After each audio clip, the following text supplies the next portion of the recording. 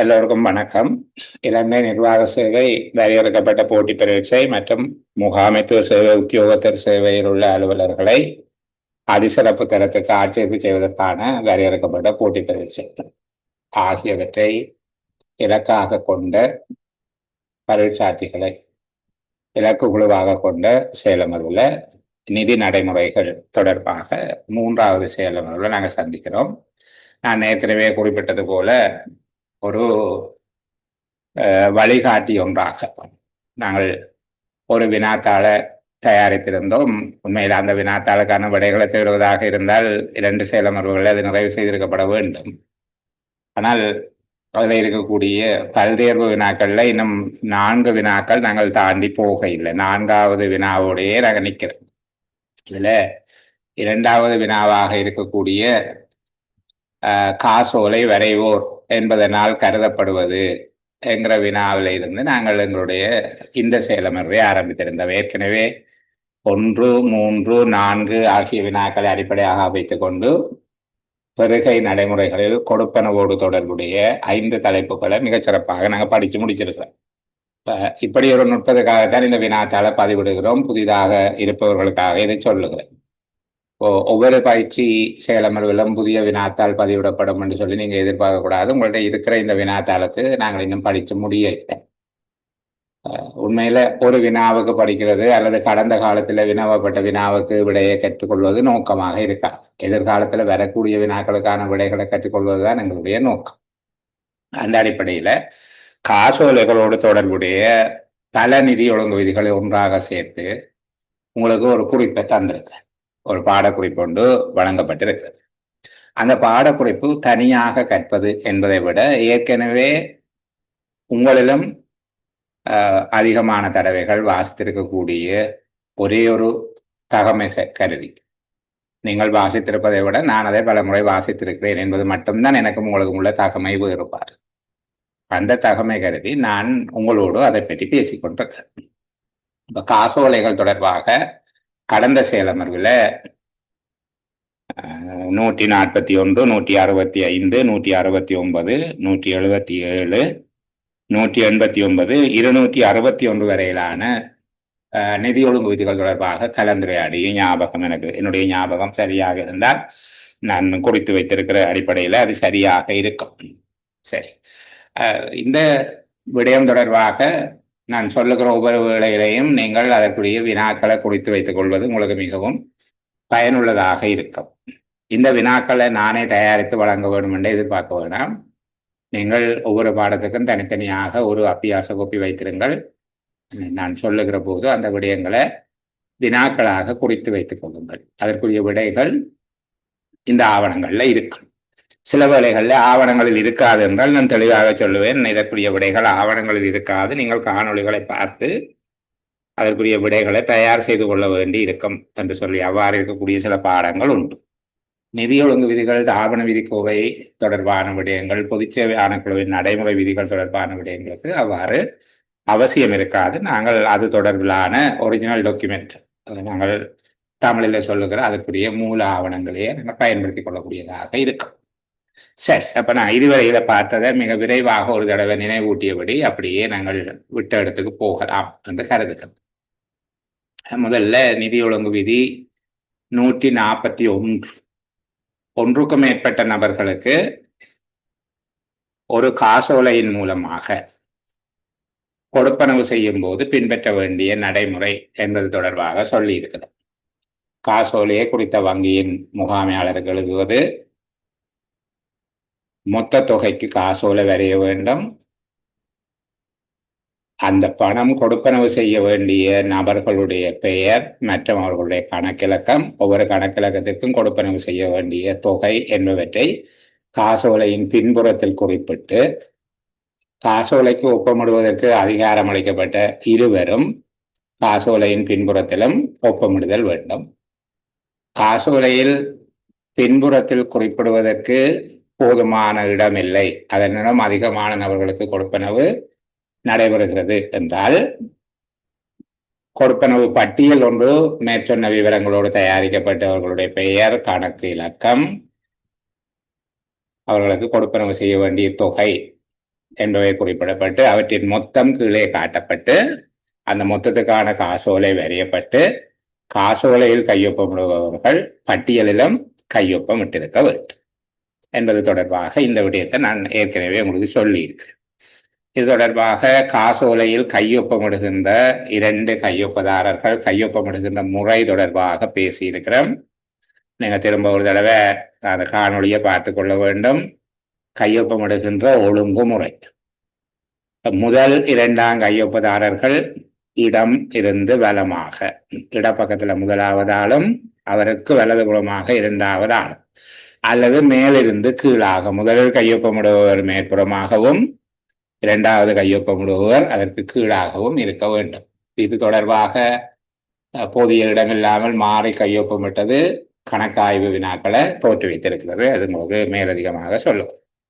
காசோலையில் கையொப்பமிடும் முதலாவது நபர் எவ்வாறான விடயங்களுக்கு பொறுப்பாக இருப்பார், 2வது நபர் எவ்வாறான விடயங்களுக்கு பொறுப்பாக இருப்பார் என்பது தொடர்பாக பேசியிருக்கிறோம். நான் அதிகம் அது தொடர்பாக மீள ஞாபகப்படுத்தவில்லை.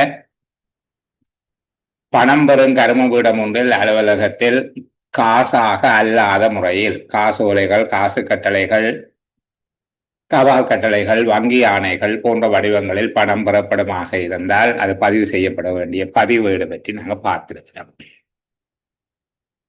இதற்கு பின்னர் காசோலை திருப்பி அனுப்பப்படுகின்ற, ஒரு திணைக்களத்தினால் வழங்கப்படுகின்ற காசோலை திருப்பி அனுப்பப்படும் சந்தர்ப்பங்கள், திணைக்களம் வழங்கிய காசோலை மீண்டும் திணைக்களத்துக்கே திருப்பி அனுப்பப்படுகிற சந்தர்ப்பங்கள், இது ஒரு பொருத்தமான கேள்வியாக கேட்கப்படக்கூடியது. இந்த விடயத்தை பற்றி நாங்கள் பேசியிருக்கிறோம். குறித்த நபரால் ஏற்றுக்கொள்ளப்படாமல் அல்லது அவரிடம் ஒப்படைக்கப்படாமல், சில வேளைகளில் அந்த காசோலை காலங்கடந்திருந்தால் அல்லது ஒரு குறைந்த காசோலையாக இருந்திருந்தால், சிதைவடைந்திருந்தால், இப்படியான சந்தர்ப்பத்தில் மீண்டும் செல்லுபடியாக்குவதற்காகவோ அல்லது பதில் காசோலைக்காகவோ அல்லது ரத்து செய்வதற்காக, வங்கியினாலே ஏற்க மறுக்கப்பட்ட காசோலையாக இருந்தால் அது திரும்பி வரும், வேறு காரணங்களுக்காக என்பது தொடர்பாக பேசியிருக்கிறோம். இதற்கு பின்பாக 169 காசோலைகள் தொடர்பில் சொல்லப்படுகிறது. 169 காசோலை மூலமாக கொடுப்பனவு பெறப்படுகின்ற போது பதிவு செய்யப்பட வேண்டிய ஆவணங்கள். காசோலை மூலம் அல்லது காசு கட்டளை மூலமாக கொடுப்பனவு செய்யப்படுகின்ற போது அது குறிப்பிட வேண்டிய ஆவணங்கள் எவை, எந்தெந்த ஆவணங்களில் அந்த விவரம் குறிப்பிட வேணும் என்பது தொடர்பாக பார்த்திருந்தோம் நாங்கள். 2வது, காசோலையின் மூலமாக கொடுப்பனவு செய்யப்பட்டால் அதற்குரிய சேவை அல்லது வளங்கள், பொருட்கள் விநியோகம் போன்றவற்றை மேற்கொள்வதற்கு முன்பாக பின்பற்றப்பட வேண்டிய நடைமுறை, இதை பற்றி பார்த்திருந்தார்கள். இந்த நடைமுறை தளர்த்தப்படக்கூடிய சந்தர்ப்பங்கள், அந்த காசோலை தேரும் வரை அது தொடர்பில் நடவடிக்கைகள் மேற்கொள்ளப்படக்கூடாது என்று சொல்லப்பட்டாலும், அவ்வாறு இல்லாமல் காசோலை கிடைத்த உடனேயே நாங்கள் அது பணம் கிடைத்தது போல கருதி நடவடிக்கை மேற்கொள்ளக்கூடிய சந்தர்ப்பங்கள். வங்கியினால் காசோலையின் மீது உத்தரவாதம் குறிக்கப்பட்டிருக்குமாக இருந்தால், கொடுப்பனவிற்கு குறிக்கப்பட்டுள்ளது அல்லது கொடுப்பனவுக்கென உத்தரவாதம் அளிக்கப்பட்டுள்ளது என வங்கி உத்தரவாதம் அந்த காசோலைக்கு இருக்குமாக இருந்தால், எந்த ஒரு சந்தர்ப்பத்திலும் அக்காசோலை நிராகரிக்கப்பட மாட்டாது, மறுக்கப்பட மாட்டாது என்கிற விடயம் அங்கு வெளிப்படுத்தப்படும். இந்த அடிப்படையில் இதனை வழங்கலாம் என்று சொல்லி நாங்கள் பார்த்திருந்தோம். நாங்கள் இதற்கு பின்பாக 177வது 177 5வது காசோலைகள், காசு கட்டளைகளின் மீது கோடிடல் என்பது தொடர்பாக, இது பின்னாலே நாங்கள் 6வது அத்தியாயத்தில் விரிவாக பார்க்க இருப்பதனால இங்கே அதை பேசவில்லை, அந்த பகுதியை விட்டோம். அடுத்தது 189வது விடயம் மறுக்கப்படும் காசோலை தொடர்பாக. நமக்கு கிடைத்த காசோலை ஒன்றை நாங்கள் வங்கியில வைப்பு செய்கிறோம். அப்படி வைப்பு செய்கிற போது வங்கியினால் அதற்கு பணம் செலுத்த மறுக்கப்படுகிற போது அந்த காசோலை தொடர்பில் மேற்கொள்ள வேண்டிய நடவடிக்கை, இது பல பரீட்சைகள்ல, ஆரம்ப நிலை பரீட்சைகள்ல இருந்து உயர்நிலை பரீட்சைகள் வரைக்கும் வினவப்படுகிற ஒரு வினா. இது தொடர்பில் மிக அழகாக பேசி இருக்கிறோம். தொடர்ந்து பேசி நேரத்தை விரயம் செய்கிறது என்னுடைய நோக்கம் இல்லை, சரிதானே? அப்போ இத திரும்ப கவனமா பார்த்துக்கொள்ளுங்க. இதற்கு பின்பாக 261 இரண்டாவது பிரிவில் நிறைவு செய்த ஞாபகம் இருக்கிறது எனக்கு. 261 இரண்டாவது பிரிவு நாங்கள் சின்ன சின்ன விஷயங்களை கவனிக்காமல் போகிற போதும் அந்த விடயங்களுக்குள்ள இப்போது வினாக்களை அதிகமாக கேட்கிறார்கள். அப்ப அதற்கு ஏற்ற விதமாக கவனமாக இருக்க வேணும். காசோலை இலக்கம் எழுதப்பட வேண்டிய 2 ஆவணங்கள் ஒரு புள்ளிக்கு கேட்கலாம். சரி, இப்ப நாங்கள் எல்லா இடத்துலையும் கவனமா படிக்க வேணும். இதற்காகத்தான் நான் மிக முக்கியமான ஒரு விடயம் சொன்னா, நீங்கள் உங்களுக்கு பொருத்தமான இணைந்து கற்கக்கூடியவர்களை தேடி கண்டுபிடித்து இந்த பகுதிகளுக்குள்ள ஒருவர் மிக நுணுக்கமாக வினாக்களை தயார் செய்து கொண்டு வந்து ஏனையவர்கள் அதற்கான விடைகளை சொல்லும் விதமாக ஒரு கலந்துரையாடலை செய்கிறது நீங்கள் கற்றுக்கொள்வதற்கு மிகச்சிறந்த ஒரு வழி. ஒருவர் தொடர்ச்சியாக அதை செய்யறதில்லை. இதுல ஒரு பகுதி ஒருவருக்கு பொறுப்பு ஒப்படைக்கப்பட்டு இன்னொரு பகுதி இன்னொருவருக்கு பொறுப்பு ஒப்படைக்கப்பட்டு இப்படி ஒரு 4 பேர் இருக்கிறீங்க, 2 பேர் இருக்கிறீங்க, எத்தனை பேர் ஒரு ஆளுக்கு மேலே இருப்பவர்களுக்கு ஏற்றபடி இது பங்கிடப்பட்டு ஒருவர் வினாக்களை தயார் செய்கிறார் என்றால் மற்றவர்கள் அவர் என்ன கேள்வி கேட்டாலும் நாங்கள் பதில் சொல்வோம் என்கிற விதமாக இது ஒரு விளையாட்டுத்தனமாகவும் இருக்கும். மற்றது வயது வந்தவர்களுடைய கற்றலுக்கான வழிமுறை இதுதான். பாடசாலை பிள்ளைகள் போல எங்களால படிக்கலாம். அப்போ அதையும் விளையாட்டுத்தனமாக கருதினால் உங்களுடைய நேரம், பணம், என்னோட செலவழிக்கிற இது எல்லாத்தையும் விரயம் செய்பவர்களாக மாறிவிடுவீர்கள். அப்படி செய்யாமல் நீங்கள் மிக கவனமா இவர் இதுக்குள்ள என்னென்ன கேள்வி எல்லாம் கேட்டாலும் நாங்க பதில் சொல்லுவோம் என்பது போல தயார் செய்து கொண்டு உங்களுக்கு இயலுமான சந்தர்ப்பங்கள்ல அப்படி படிச்சீங்கன்னா மிக பெருமதியா இருக்கும். இன்னொருபடியே நான் உங்களுக்கு சொல்லுகிறேன், யாரும் யாருக்கும் போட்டி இல்லை. அவர் படிச்சா நல்லா வந்துடுவார், இவர் படிச்சா நல்லா வந்துடுவார் என்று உங்களுக்குள்ள நீங்கள் ஒருவருக்கு ஒருவர் பொறாமை போட்டி கொள்வதன் மூலமாக ஒருவருக்கும் கிடைக்காம வேற யாருக்கும் அது கிடைச்சிட்டு போகும். உங்களுக்கு யாரும் போட்டி இல்லை. தெளிவா சொல்லுகிறேன், உங்களால ஒவ்வொரு வினாத்தாளுக்கும் 70 புள்ளிகள் பெற முடியுமாக இருந்தால் உங்களுக்கு நியமனம் நிச்சயம். அதுல உங்களோட நீங்கள் தான் போட்டி போடணும், வேற யாரும் உங்களுக்கு போட்டி கிடையாது. யாரோடையும் உங்களுக்கு எந்த விதமான போட்டியிட வேண்டிய நிர்பந்தமும் இல்லை. நீங்கள் உங்களோட நீங்கள் போட்டி போட்டு ஒவ்வொரு பேப்பருக்கும் நான் 70 புள்ளி எடுப்பேன் என்று சொல்லி சொன்னீங்கன்னா அந்த நிலைமையில உங்களை தயார்படுத்துறாங்க. 90 தயார்படுத்தினா தான் 70 பேர் வந்தால் சர்வ நிச்சயமாக உங்களுக்கு நியமனம் கிடைக்கும். இதுல யாரும் உங்களுக்கு போட்டி இல்லை. அத விளக்கமில்லாத விதமாக உங்களுடைய முன்னேற்றத்தை நீங்களே தாழ்த்தி கொள்ளாமல் படித்துக் கொள்ளும். சரி, இந்த பகுதியில் நாங்கள் நிறைவு செய்திருந்தோம் 261 இரண்டாவது பிரிவில் காசோலையின் இலக்கம் எழுதப்பட வேண்டிய 2 ஆவணங்கள்.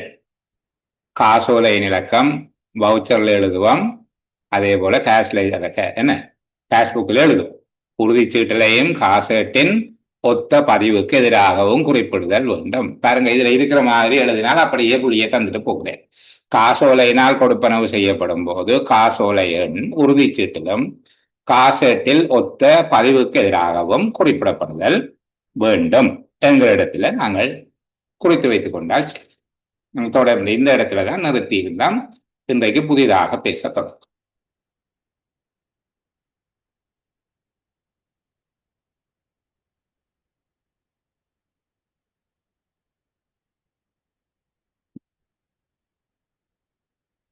இது ஏற்கனவே நாங்கள் கதைத்த விடயம்தான்.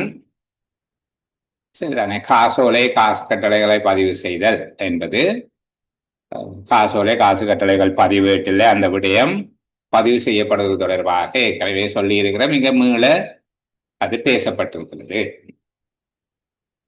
இதை தொடர்ந்து 265வது அரசாங்க காசோலைகளை கச்சேரியில் மாற்றுவது. இப்போது அந்த அவசியம் இல்லை, நடைமுறையில இல்லை. ஆனால் இது இன்னும் மாற்றப்படவில்லை. இப்படி மாற்றப்படாத விடயங்கள்ல கேள்விகளை கேட்கிறார். சரிதானே? ஏனைய நிறுவனங்கள் கச்சேரி தவிர்ந்த ஏனைய திணைக்களங்கள் அல்லது நிறுவனங்கள் தங்களுடைய காசோலைகளை வங்கியில் காசாக மாற்றிக்கொள்வதற்கு உள்ள வழிமுறை தொடர்பாக கச்சேரியில் உள்ள வங்கியில் அதை காசாக மாற்றிக்கொள்ளலாம் என்று சொல்லப்படுது. அது கச்சேரியில கொடுத்து காசோலையை கொடுத்து அதை காசாக மாற்றிக்கொள்ளுகிற ஒரு முறைமை ஒன்று இருந்தது. இப்போ எல்லா இடமுமே ஆன்லைன் பேமெண்ட் எல்லாம் வந்தபடியா நாங்கள் இந்த சிகா சிட்மிஸ் எல்லாம் தாண்டி இதை கதைக்கிறோம். ஆனால் இது புத்தகத்துல இப்பவும் இருக்கு. சரிதானே? ஒரு நல்ல செய்தி சொல்ல வேணும், புத்தகம் அண்மித்த காலப்பகுதியில மாற்றப்படும். நிதி ஒழுங்கு விதிகள் தொடர்பாக அது 3 வருடங்களுக்கு மேலாக அதுக்குரிய வேலைகள் நடந்து கொண்டிருக்குது. அது இந்த இறுதி கட்டத்தில் இருப்பதாக சொன்னார்கள் அண்மித்த ஆண்டுகள். ஆனா அதுக்கு முன்ன உங்களுக்கு எக்ஸாம் வந்துடும், அது இதுலதான் வருமா? சரி, அப்ப இந்த அரசாங்க காசோலைகளை கச்சேரிகளில் மாற்றுதல் என்பது இங்க ஏதேனும் ஒரு நிறுவனங்கள் சம்பளம் போன்ற கொடுப்பனவுகளை வழங்குவதற்கு அல்லது முற்பணம் வழங்குவதற்கு அவர்களுக்கு பணம் தேவைப்படும் போது, பணமாக கொடுப்பனவு செய்யறதுக்கு அவர்கள் பணம் தேவைப்படுகிற போது காசோலைய சமர்ப்பித்து, காசோலை ஒன்றினை வங்கியில சமர்ப்பிப்பது போல கச்சேரியில சமர்ப்பித்து அதற்குரிய பணத்தை பெற்றுக்கொள்ளலாம் என்று சொல்லி ஒரு ஏற்பாடு ஒன்று இருக்குது. நீங்கள் இது தொடர்பில் அதிகம் பார்க்க வேண்டாம். இது காசோலையோட சம்பந்தப்பட்டிருந்தாலும் சில வேளை இந்த விடயத்தை யாராவது நுணுக்கமாக தேடி பிடிச்ச ஒரு கேள்வியை கேட்டான். சரிதானே? காசோலையை கச்சேரியில் கொடுத்து பணமாக மாற்றும் போது சம்பந்தப்பட்ட திணைக்களத்தினால் விண்ணப்பம் சமர்ப்பிக்கப்பட வேண்டிய அல்லது விசேட அறிவுறுத்தல் சமர்ப்பிக்கப்பட வேண்டிய படிவம் பொது 277 என்று சொல்லி ஒரு படிவம் ஒன்று இருக்கு. இது அரசாங்க காசோலையை கச்சேரியில் மாற்றுவதற்கான படிவம் என்று அழைக்கப்படும். அரசாங்க காசோலையை கச்சேரியில மாற்றுவதற்கான படிவம் பொது 277. இது அவ்வளவுதான். இதுக்குள்ள அதிகமாக நாங்கள் பேச வேண்டும். சரிதானே? இப்போ நாங்கள் அடுத்த அத்தியாயத்துக்கு போவோம். இதுதான் உண்மையில முழுமையாக வங்கி தொடர்பாக பேசப்படுகிற 6வது அத்தியாயம். இந்த 6வது அத்தியாயம் தொடர்பில் முழுமைப்படுத்தப்பட்ட ஒரு காணொளி தொகுப்பு இன்றைய செயலமர்வுக்கு பின்பாக குழுவில் பதிவிடப்படும். ஆர்வமுடையவர்கள் பார்த்துக் கொள்ளுங்கள். அந்த பகுதியை நாங்கள் கலந்துரையாடாமல் விடுவதற்காக அல்ல, அது ஏற்கனவே அதிக முயற்சி, உழைப்பு, நேரம் ஒதுக்கி செய்யப்பட்ட ஒரு காணொளியின் தொகுப்பு. என்னுடைய ஞாபகம் சரியாக இருந்தால் 6 அல்லது 7 காணொளிகள் இந்த அத்தியாயம் 6 தொடர்பாக இருக்கும். இன்னும் விரிவாக பார்த்துக் கொள்வதற்கு வங்கி காசோலை தொடர்பான நடவடிக்கைகள் பற்றிய முழுமையாக அத்தியாயம் 6க்குரிய காசோலை பகிரப்படும். காசோலை காணொளி, காசோலை அல்ல, காசோலை காணொளி பகிரப்படும். நீங்க அதை பார்த்துக்கொள்ளே. சரி, இப்போ இதுல காப்பு பட்டிகளில் வைத்திருக்க வேண்டிய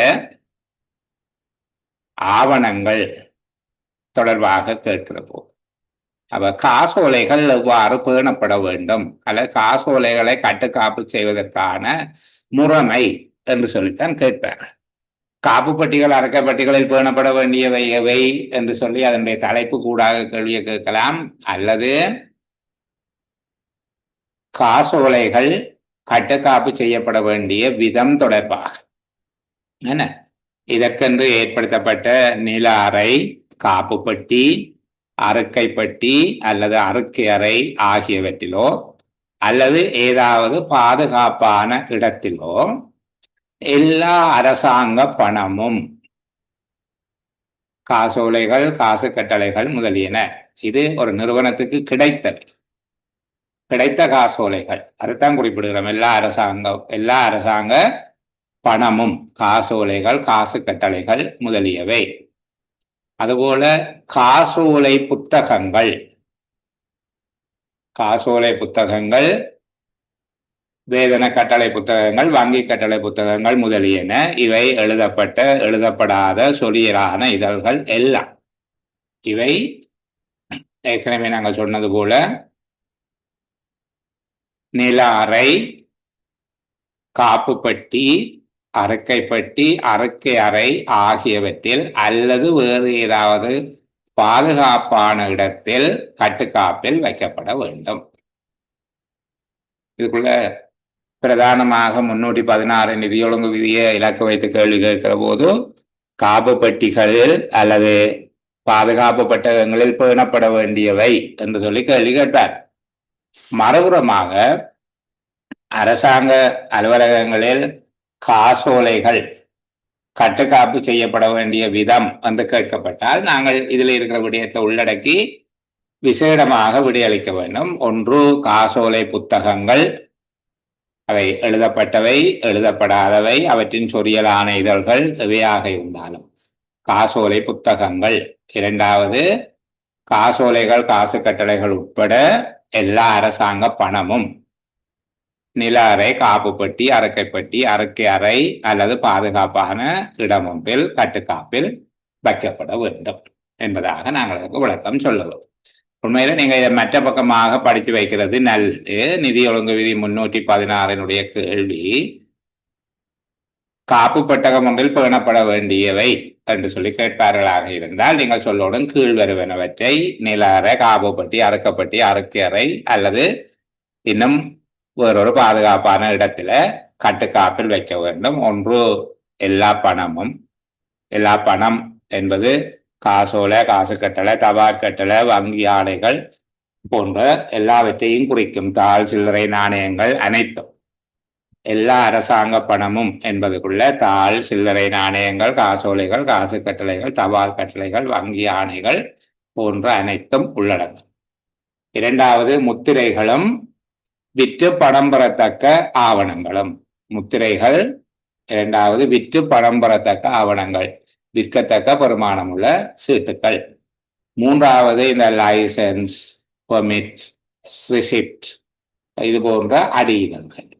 உத்தரவு சீட்டுகள், அனுமதி பத்திரங்கள், பற்றுச்சீட்டு புத்தகங்கள், வேறு பணப்பெருமானம் உள்ள படிவங்கள் போன்ற அடியிதழ் சேர் புத்தகங்கள். நான்காவது, காசோலை புத்தகங்கள், வேதன கட்டளை புத்தகங்கள் இப்போது பயன்பாட்டில் இல்லாவிட்டாலும் அதை சொல்லுவோம். காசோலை புத்தகங்கள், வேதன கட்டளை புத்தகங்கள், வங்கி கட்டளை புத்தகங்கள், பேங்க் டிராப்ட் எழுதுகிறது அரச வங்கிகளுக்கு அது பொருந்தும் முதலியன. இவற்றின் எழுதப்பட்ட எழுதப்படாதவை. அதுபோல பணப்பெருமானம் உள்ளதோ இல்லாததோ நீதிமன்ற நடவடிக்கையோடு தொடர்புடைய சார்பு பொருட்கள், கட்டுக்காப்பில் வைத்திருக்க வேண்டிய ஆவணங்கள் என்கிற இந்த 5ஐயும் ஞாபகம் வச்சிருங்க. இது ஒரு மறுவளமான கேள்வியாக வரலாம். அப்புறம் காசோலைக்குள்ள மட்டும் இல்லாம. சரிதானே?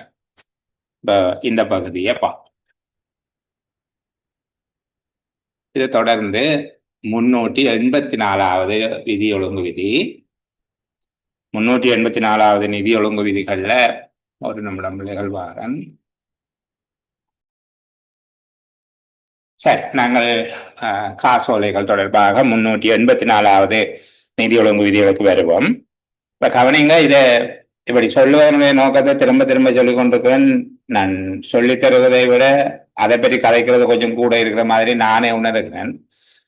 இதை ஏன் சொல்லுறேன்னா, நீங்க திரும்ப ஒரு தடவை வாசிக்க வேணும், குறைந்தது ஒரு தடவையாவது வாசிக்க. சரிதானே? இந்த பாருங்க, காசோலை புத்தகங்களை பெற்றுக்கொள்ளுதல் மற்றும் அவற்றின் கட்டுக்காப்பு தொடர்பான ஏற்பாடுகள். முதலாவது பாருங்க, காசோலை புத்தகங்கள் அதற்கென்று அதிகாரம் அளிக்கப்பட்ட உத்தியோகத்தரிடம் பாதுகாப்பான கட்டுக்காப்பில இருக்கவும். காசோலை புத்தகங்கள் அதற்கென அதிகாரம் அளிக்கப்பட்ட உத்தியோகத்தரிடம் அவருடைய பாதுகாப்பில் அவருடைய கட்டுக்காப்பில் இருக்க வேண்டும். சரிதானே? காசோலை புத்தகத்தை ஒரு அலுவலர் பெற்றுக்கொள்ளுகிற போது அதை பயன்படுத்துவதற்கு முன்பாக ஒவ்வொரு காசோலை புத்தகத்தினதும் காசோலை தாள்களை எண்ண வேண்டும். இது 2வது ஏற்பாடு. காசோலை புத்தகங்களை பெற்றுக்கொள்ளுதல், அவற்றின் கட்டுக்காப்பு தொடர்பாக முதலாவது விடயம். அதுக்குள்ள 2 பாயிண்ட்ஸ் இருக்குது. இதை தொகுப்பாக உங்கள்கிட்ட கேள்வியே கேட்கலாம். சரிதானே? காசோலை புத்தகங்களை பெற்றுக்கொள்ளுதல் மற்றும் அவற்றின் கட்டுக்காப்பு தொடர்பாக செய்யப்பட்டுள்ள ஏற்பாடுகள். இத நாங்கள் கருத்து எண்ணி படிக்கிற எத்தனை கருத்து இருக்குது என்று சொல்லி பார்த்து படிக்கவும். ஒன்று, காசோலை புத்தகங்கள் அதற்கென அதிகாரம் அளிக்கப்பட்ட உத்தியோகத்தரிடம் பாதுகாப்பாக அவருடைய கட்டுக்காப்பில் இருக்க வேண்டும், அவருடைய பொறுப்பில் இருக்கும். 2வது, வங்கியிடமிருந்து ஒவ்வொரு காசோலை புத்தகத்தையும் பெற்றுக்கொண்டவுடன், வங்கியிடமிருந்து காசோலை புத்தகம் கிடைத்தவுடன் அதுல நீங்க ஒரு அக்னாலஜ்மெண்ட் கொடுக்கறதுக்கு முன்னம் அதுல கையொப்பமிட்டு ஒப்புக்கொண்டமையை அவர் அவருக்கு அறிவிப்பதற்கு முன்பாக, அக்னாலஜ்மெண்ட் ஆங்கிலத்தில் சொல்லுவோம், என்ன, காசோலை புத்தகங்களை பெற்றுக்கொண்டதை ஒப்புக்கொள்வதற்கு முன்பாக ஒவ்வொரு காசோலை புத்தகத்தின் காசோலை தாள்களையும் எண்ண வேண்டும். மூன்றாவது விடயம் இதுல இருக்கிறது, இது காசோலைகளினுடைய பண்பு என்று சொல்லி கேட்பார்கள். நான் இந்த காசோலைகள் தொடர்பாக, காசோலைகளின் வகைகள் தொடர்பாக இந்த இடத்துல வச்சு கொஞ்சம் பேசுகிறேன். சரிதானே? அரசாங்க காசோலைகள் கொண்டிருக்க வேண்டிய பண்புகள்: ஒன்று, சகல காசோலைகளும் கைமாற்றப்படலாகாது என குறுக்கு கோளிடப்பட்டிருக்க வேண்டும். நீங்கள் அரசாங்க காசோலைகளை புழங்குகிறவர்களுக்கு தெரியும், அதுல அப்படி இருக்குது, கைமாற்றத்தகாதது என்று சொல்லி அதுல இருக்கு. சரிதானே? கைமாற்றத்தகாதது. இரண்டாவது, கட்டளை காசோலைகளாக இருக்க வேண்டும். கட்டளை காசோலைகளாக இருக்க வேண்டும். கொண்டு வருபவர் அங்கு அச்சிடப்பட்டிருக்க கூடாது. தனியார் காசோலைகளுக்கு கட்டளைப்படி அல்லது வருபவரிடம் என்று சொல்லி இருக்கும். இவை கட்டளை காசோலைகளாக இருக்கும். அதனுடைய அர்த்தம், இது ஒருபோதும் ரொக்கத்துக்கு எழுதப்பட முடியாது. கேஷ் செக் என்று சொல்லுவீங்க, அப்படி எழுத இயலாது. சரியா? அரசாங்க காசோலைகள் முதலாவது கைமாற்றத்தகாதவையாக இருக்க வேண்டும். இரண்டாவது, கட்டளை காசோலைகளாக இருக்க வேண்டும். இரண்டாவது விடயம். மூன்றாவது, அவற்றின் செல்லுபடி காலம் 30 நாட்களாக இருக்கும். அவற்றினுடைய செல்லுபடி காலம் 30 நாட்களாக இருக்க வேண்டும். நான்காவது, இயலுமான எல்லா சந்தர்ப்பங்களிலும் பெறுவோர் கணக்கு மட்டும் அல்ல, பெறுவோர் கணக்குக்கு மட்டும், அக்கவுண்டே ஒன்லி என்று சொல்லி அனுப்பீங்க, பெறுவோர் கணக்கு மட்டும் என்கிற விசேட குறுக்கு கோடுதல் பின்பற்றப்படுதல் வேண்டும். இயலுமான எல்லா சந்தர்ப்பங்களிலும் காசோலையின் பாதுகாப்பு கருதி பெறுவோர் கணக்கு மட்டும் எனும் குறுக்கு கோடுதல் பயன்படுத்தப்பட வேண்டும். இந்த குறுக்கு கோடிட்ட காசோலைகள் என்பது தொடர்பாக நான் கொஞ்சம் மேலதிகமா கதைக்கிறேன். இதுக்குள்ள இப்போ 2 கேள்வி சொல்லி தந்துட்டேன். சரிதானே? காசோலை புத்தகங்களை பெற்றுக்கொள்ளுதல், அவற்றின் கட்டுக்காப்பு என்பவை தொடர்பாக முதல்ல சொல்லுகிறோம். காசோலை புத்தகங்களின் கட்டுக்காப்பு தொடர்பில் பின்பற்றப்பட வேண்டிய 2 விதிகள், அல்ல 2 அம்சங்கள். காசோலை புத்தகங்களை கட்டுக்காப்பில் வைத்திருத்தல் தொடர்பாக 2 ஏற்பாடுகள் சொல்லுங்கோ என்று கேட்டா நீங்க சொல்லணும். ஒன்று, அதற்கென்று யாரிடம் அதிகாரம் அளிக்கப்பட்டிருக்கிறதோ அவருடைய, அந்த உத்தியோகத்தருடைய பாதுகாப்பில், அவரது கட்டுக்காப்பில் அது இருக்க வேண்டும். சாதாரணமா அலுவலகங்கள்ல அக்கவுண்டன்ட் அது இருக்கிறது. சரிதானே? இரண்டாவது, வங்கியிடமிருந்து ஒவ்வொரு காசோலை புத்தகத்தையும் பெற்றுக்கொண்டு அதை பெற்றுக்கொண்டமைக்கான ஒப்புக்கோடலை வழங்க முன்னர், ஒப்புக்கோடல் என்று சொல்லுகிறது அக்னாலஜ்மெண்ட், ஒப்புக்கோடலை வழங்க முன்னர் ஒவ்வொரு காசோலை புத்தகத்திலும் உள்ள காசோலை இதழ்கள் எண்ணி சரிபார்க்கப்பட வேண்டும். இது 2ஐயும் கேட்டுக்கோடு உங்களுக்கு 2 புள்ளியை தருவார்கள். நீங்கள் எங்க இருக்குது என்று யோசிச்சு கொண்டிருக்காமல் எழுதக்கூடியதாகத்தான் திரும்ப திரும்ப சொல்லுகிறது. சரிதானே? அப்ப காசோலைகளை பெறுதல், கட்டுக்காப்பில் வைத்திருத்தல் தொடர்பான 2 ஏற்பாடுகள். அடுத்தது, அரசாங்க காசோலைகள் கொண்டிருக்க வேண்டிய பண்புகள் 4 பண்பு உங்கள்கிட்ட கேட்கலாம். ஒன்று, சகல அரசாங்க காசோலைகளையும் கைமாற்றப்படலாகாது. அதுல கம்பெனியும் வந்திருக்கிறது, அது எழுத வேண்டாம். கைமாற்றப்படலாகாது என குறுக்கு கோடப்பட்டிருக்க வேண்டும். அல்லது கைமாற்றத்தகாத காசோலைகளாக அது இருக்கும்.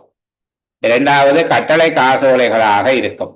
கட்டளை காசோலைகளாக வழங்கும்படி வங்கிகளை கேட்டுக்கொள்ள வேண்டும் என்றால் அது வங்கி இப்போ அப்படியே தான் தரும். நீங்கள் அதை கேட்க தேவையில்லை. கட்டளை காசோலைகள் என்பதனுடைய அர்த்தம் என்ன? ரொக்கத்துக்கு காசோலை வரைய முடியாது, கேஷ் செக் எழுத இயலாது. மூன்றாவது, அவற்றின் செல்லுபடி காலம் 30 நாட்களாக இருக்கும்.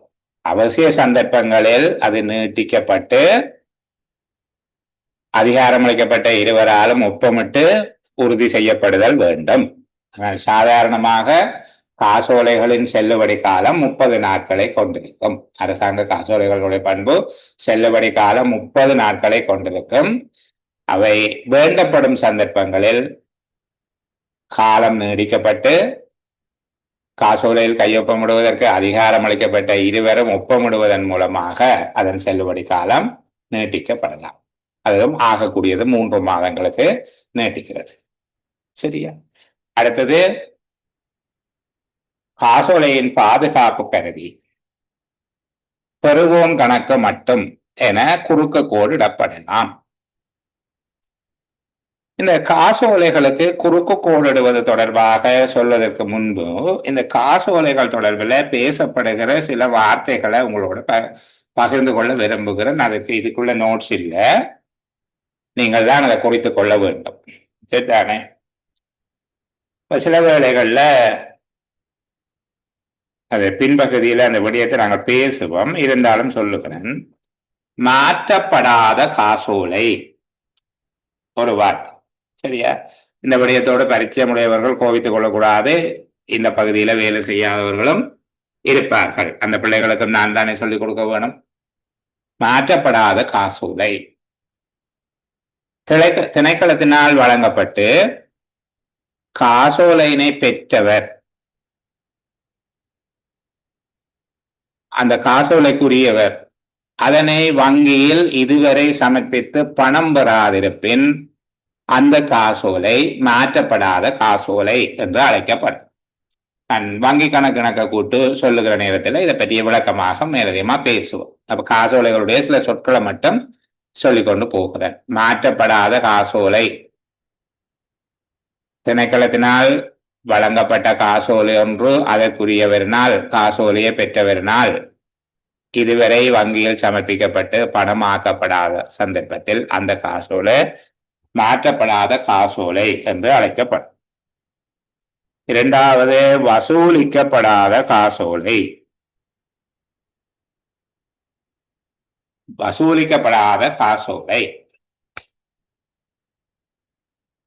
திணைக்களம் ஒன்று பெற்றுக்கொண்ட காசோலை அதன் வங்கி கணக்கில் வெற்றிடப்பட்டு இதுவரை அது பணமாக மாறாத சந்தர்ப்பத்தில் அது வசூலிக்கப்படாத காசோலை அல்லது தேறாத காசோலை என்று அழைக்கப்படும். ஒரு நிறுவனத்துக்கு எங்களுக்கு காசோலை கிடைக்குது, நாங்கள் அதை பேங்க்ல டிபாசிட் பண்ணிட்டோம், இன்னும் அந்த காசோலை காசாக மாறவில்லை. நாங்க செக்கை கொண்டே டிபாசிட் பண்ணிட்டோம், அதை இன்னும் எங்களை அக்கௌண்ட்டுக்கு காசா மாறி. அது அப்படி இருந்தால் அது தேறாத காசோலை அல்லது வசூலிக்கப்படாத காசோலை. இப்ப மாற்றப்படாத காசோலை, வசூலிக்கப்படாத அல்லது தேறாத காசோலை என்று சொல்லி இருக்கு. உருக்குலைந்த காசோலை என்று சொல்லி கொண்டிருக்குது. உருக்குலைந்த காசோலை வழங்கப்பட்ட காசோலை ஒன்று. இது தொடர்பில் இதுக்கு பின்னால நிதி ஒழுங்கு விதிகள்ல நாங்கள் அதை பார்க்கலாம்.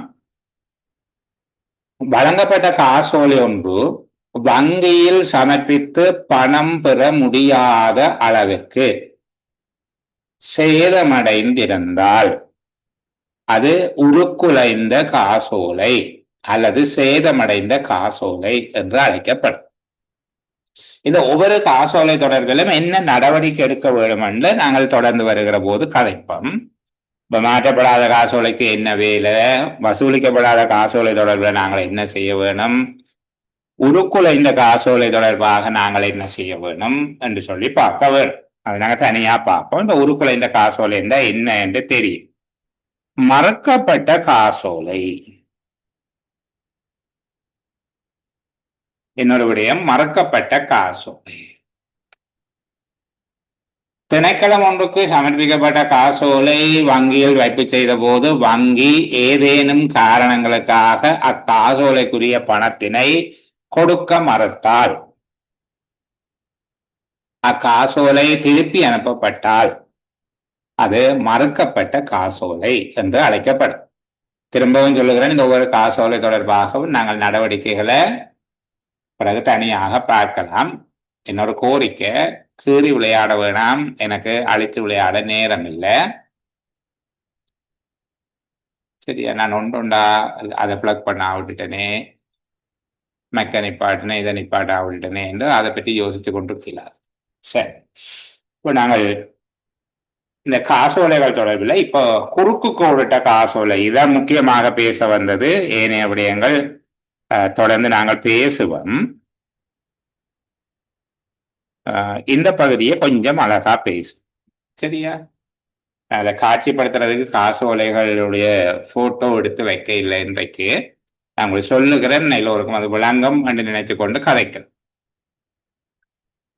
குறுக்கு கோடிட்ட காசோலை சாதாரணமாக அரசாங்க காசோலை அனைத்தும் குறுக்கு கோடிடப்பட்ட காசோலையாக இருக்கும்.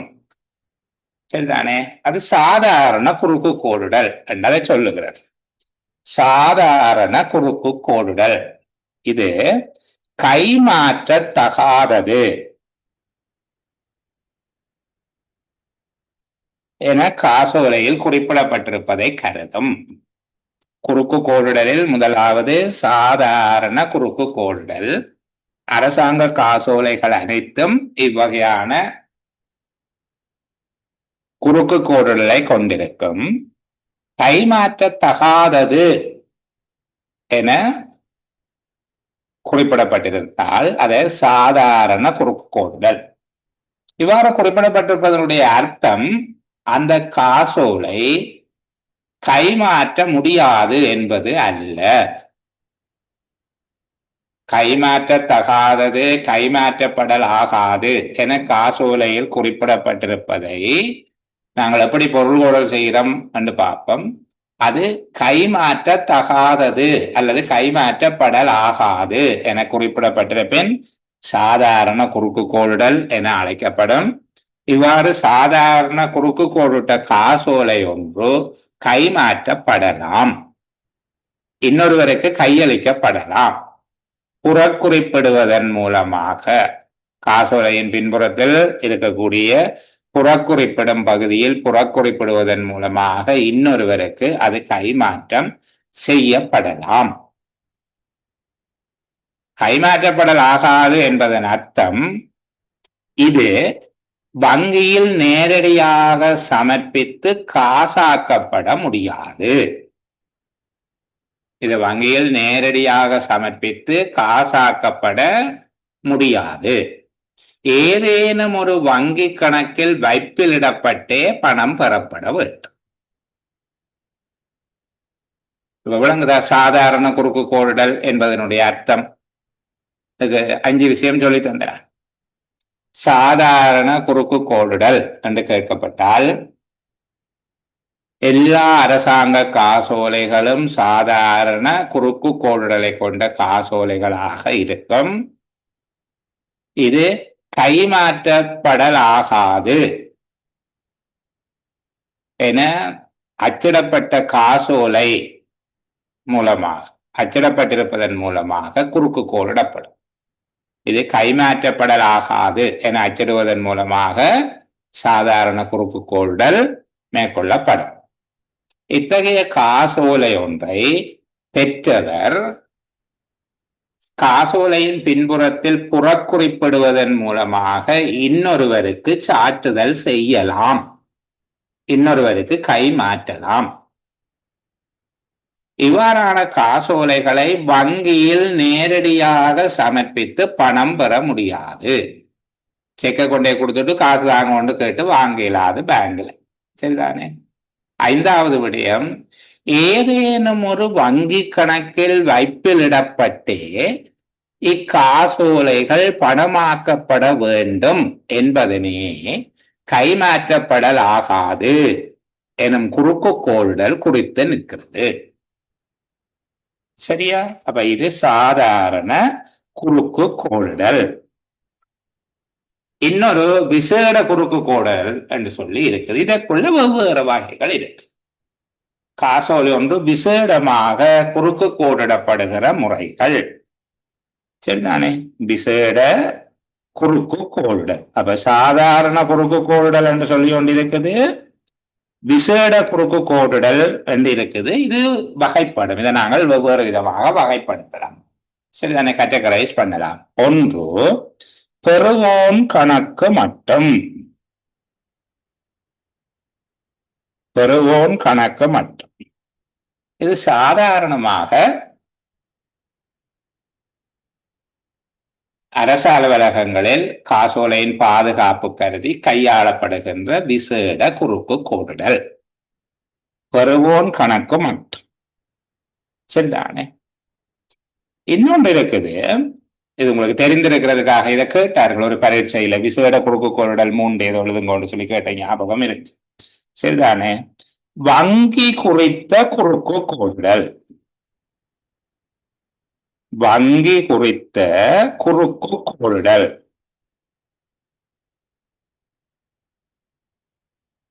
இதனுடைய கருத்து, அந்த காசோலையில குறுக்கு கோடுதலில் வங்கி குறிக்கப்பட்டிருக்கு.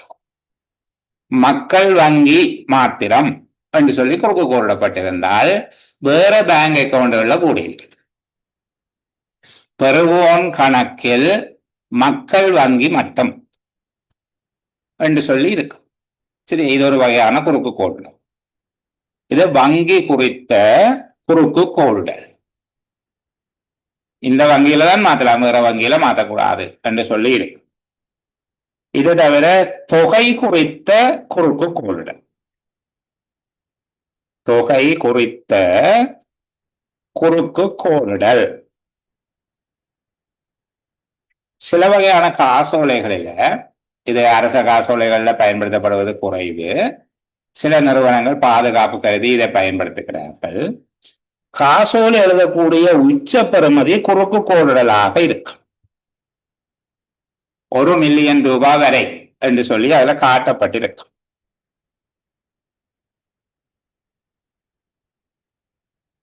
சரிதானே? 1 மில்லியன் ரூபாய் வரை என்று சொல்லி காட்டப்பட்டிருக்கமாக இருந்தால் அது தொகை குறித்த குறுக்கு கோடுதல். இதை தவிர இவற்றை கலந்தும் குறுக்கு கோடுகிற முறை இருக்குது. இது தொடர்பாக நாங்கள் விரிவாக பேசுவோம். எங்களுக்கு இந்த அளவு தெரிஞ்சிருந்தால் போதும். இது வங்கியும் தொகையும் இணைந்து குறுக்கு கோடுதலும் இருக்கு. மக்கள் வங்கி 1 மில்லியன் ரூபாய் வரையில் என்பதாகவும் இருக்கு. அப்ப இப்படியாக அந்த காசோலைகளுக்கு சில வரையறைகள் செய்யப்படுவதை நாங்கள் விசேட குறுக்கு கோடுதல் என்று சொல்லுவோம்.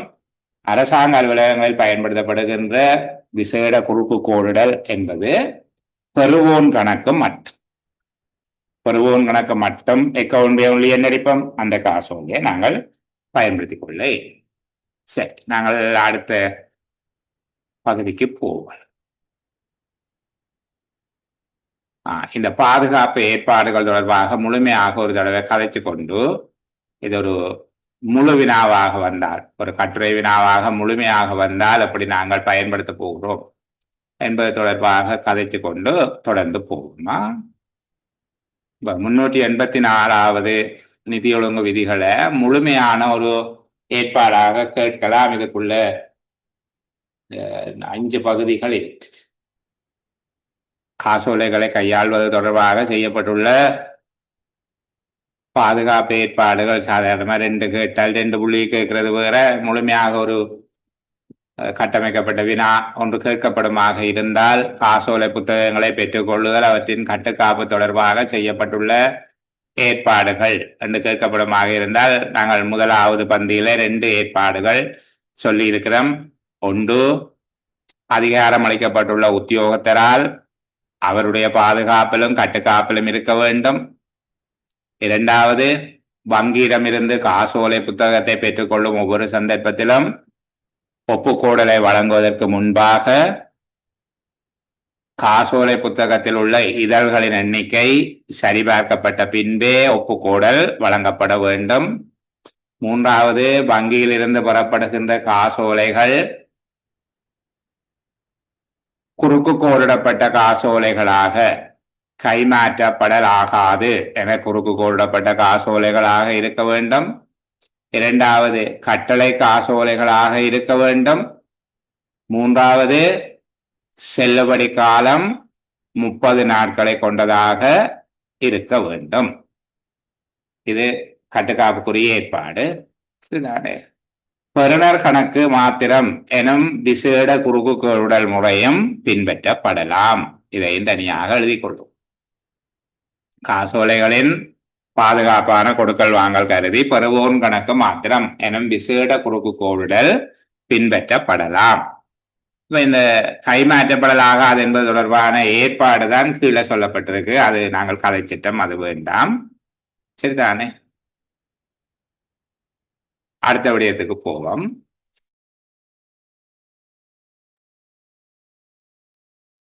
அலுவலகத்தில் காசோலை பதிவேடு ஒன்று பேணப்பட வேண்டும். காசோலை பதிவேடு ஒன்று பேணப்பட வேண்டும். வங்கியிலிருந்து பெற்றுக்கொள்ளப்பட்ட காசோலை புத்தகங்கள் தொடர்பாக காசோலை பதிவேடு ஒன்று பேணப்பட வேண்டும்.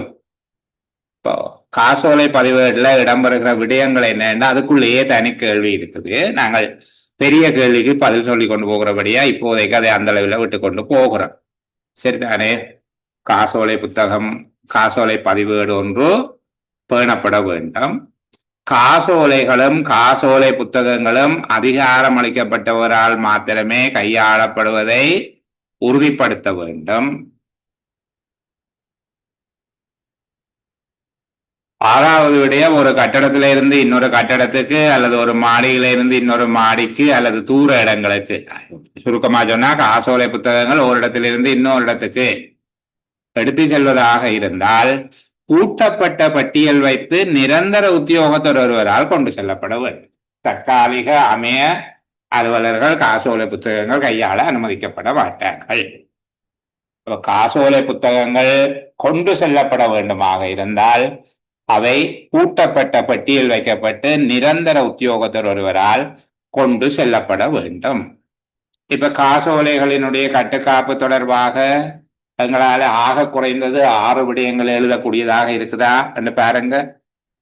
காசோலை புத்தகங்களை பெற்றுக்கொள்ளுதல் மற்றும் அவற்றின் கட்டுக்காப்பு தொடர்பில் செய்யப்பட்டுள்ள ஏற்பாடுகள் அல்லது பின்பற்றப்பட வேண்டிய விதிமுறைகள் அல்லது முக்கியமான அம்சங்கள் எப்படி வேணும்னாலும் கேட்க.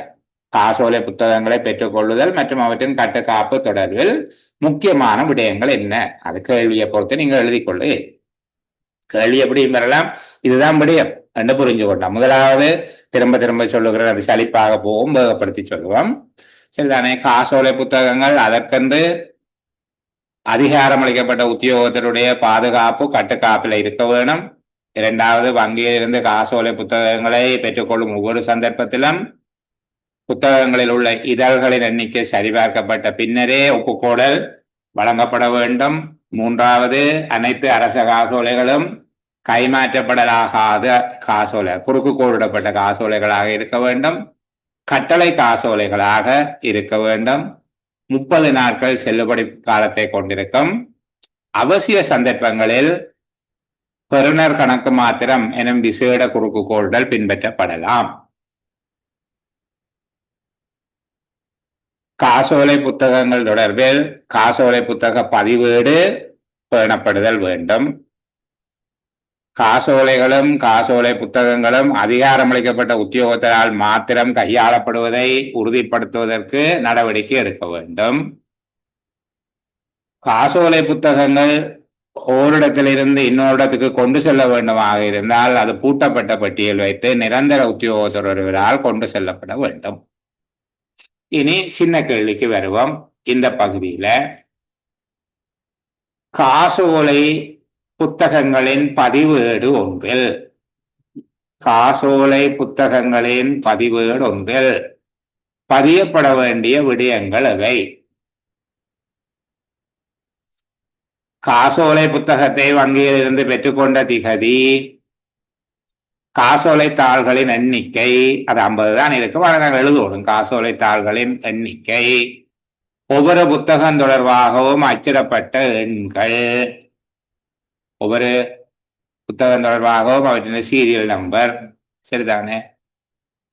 காசோலை எழுதுவதற்காக ஒவ்வொரு புத்தகமும் வழங்கப்பட்ட திகதி, காசோலை எழுதுவதற்காக ஒவ்வொரு புத்தகமும் வழங்கப்பட்ட திகதி, காசோலை புத்தகத்தில் இருக்கும் கடைசி காசோலை எழுதப்பட்ட திகதி, காசோலை புத்தகத்தின் அடிதழ்கள் அளிக்கப்பட்ட திகதி என்பவை இந்த பதிவேட்டில் இருக்க வேண்டும். நாங்கள் கவனிக்காத இடமெல்லாம் கேள்வி கேட்கிறாங்க, திரும்ப திரும்ப சொல்லுகிறேன், சரிதானே? அப்ப காசோலை புத்தகங்கள் பதிவேட்டில் பதியப்பட வேண்டிய விடயங்கள் அவை என்று கேட்கப்பட்டால் 8 விவரங்கள் எழுதக்கூடியதாக இருக்க வேண்டும். சில வேளை 4 புள்ளி தரலாம், உங்களுக்கு ஒவ்வொன்றுக்கும் அரை புள்ளியே தருவாங்க, சரிதானே? ஒரு புள்ளி வாழ்க்கையை தீர்மானிக்கும், அரை புள்ளி தீர்மானிக்கும். இப்போ கவனமா பார்க்கும். காசோலை புத்தகங்கள் வங்கியிலிருந்து பெறப்பட்ட திகதி, புத்தகத்தில் இருந்த காசோலை தாள்களின் எண்ணிக்கை, ஒவ்வொரு புத்தகத்திலும் உள்ள காசோலைகளின் அச்சிடப்பட்ட எண்கள், காசோலைகள் எழுதுவதற்காக புத்தகம் பெற்றுக்கொள்ளப்பட்ட திகதி, காசோலை புத்தகத்தில் இருக்கும் கடைசி காசோலை எழுதப்பட்ட திகதி, அடிதழ்கள் அளிக்கப்பட்ட திகதி. இந்த விடயங்கள் இவ்வளவும் நாங்கள் எழுதக்கூடியதாக இருக்கும், சரியா? இப்படியானதை சொல்லி பார்க்கவும். இந்த விடயத்தை எழுதி குறிச்சு வச்சு பார்த்துட்டு சொல்லி பார்க்க வேணும், எழுதக்கூடியதாக இருக்குதா என்று சொல்லி. இது இடையேக்குள்ள வரக்கூடிய ஒரு சின்ன கேள்வி. அடுத்த பகுதிக்கு நான் கூட்டிக் கொண்டு போகும், சரியா? இந்த காசோலை பதிவேடு புத்தகத்தினுடைய இலக்கம் கேட்டிருக்கிறாங்க. அது என்ன இலக்கம் என்று சொல்லி யாரும் தெரிந்தவர்கள் மெசேஜ்ல பதிவிடு பார்ப்போம். எனக்கு ஞாபகத்துல இல்லை, நான் உங்களுக்கு தெரியப்படுத்துகிறேன். உங்களுக்கு ஞாபகத்துல இருக்கிறவர்கள் இந்த ரெஜிஸ்டருக்கு இருக்கிற பொது இலக்கம் இருந்தால் அந்த இலக்கத்தை தெரியப்படுத்துங்க. காசோலை பதிவேட்டு புத்தகத்தினுடைய இலக்கம். அடுத்த பகுதிக்குள்ள போகட்டுமா? 384 முழுமையாக பார்க்க வேண்டும். அப்ப 384க்குள்ள இருக்கக்கூடிய முழுமையான கேள்வியும் இப்ப எங்களுக்கு தெரியும். இனி கேள்வி விடையோட நாங்கள் அதை பார்க்க வேண்டும், சரிதானே? அடுத்த பகுதி போவோமா? காசோலை மூலமாக கொடுப்பனவு செய்தல். 385 இருக்கிற வெவ்வேறு விடைகள் எழுதியிருக்கிறாங்க. GAN 20, GAM 83 என்று சொல்லி நாங்கள் பார்ப்போம். சரி, அது தொடர்பில் நான் கதை பண்ணி இப்போ அதை பற்றி யோசித்து கொண்டிருக்க வேணாம், சரிதானே? இவை தொடர்பான ஒரு தொகுப்பு கொண்டு தருகிறேன், இதை பார்ப்போம். காசோலை மூலமாக கொடுப்பனவு செய்கிறது. இப்போ காசோலை மூலம் கொடுப்பனவு செய்வதல் தொடர்பாக செய்யப்பட்டிருக்கிற ஏற்பாடுகளும் எங்களுக்கு தெரியும். இப்போ காசோலை புத்தகங்களுடைய கட்டுக்காப்பு, பெற்றுக்கொள்ளல் கட்டுக்காப்பு தொடர்பான ஏற்பாடுகள் என்பது போல காசோலை மூலமாக கொடுப்பனவு செய்தல் என்பது தொடர்பில் செய்யப்பட்டுள்ள ஏற்பாடு, சரியா? முதலாவது 500 ரூபாய் அல்லது அதற்கு மேற்பட்ட கொடுப்பனவுகள். 500 ரூபாய் அல்லது அதற்கு மேற்பட்ட கொடுப்பனவுகள் காசாக செய்யப்படக்கூடாது. அதனுடைய மறுவளம் என்ன?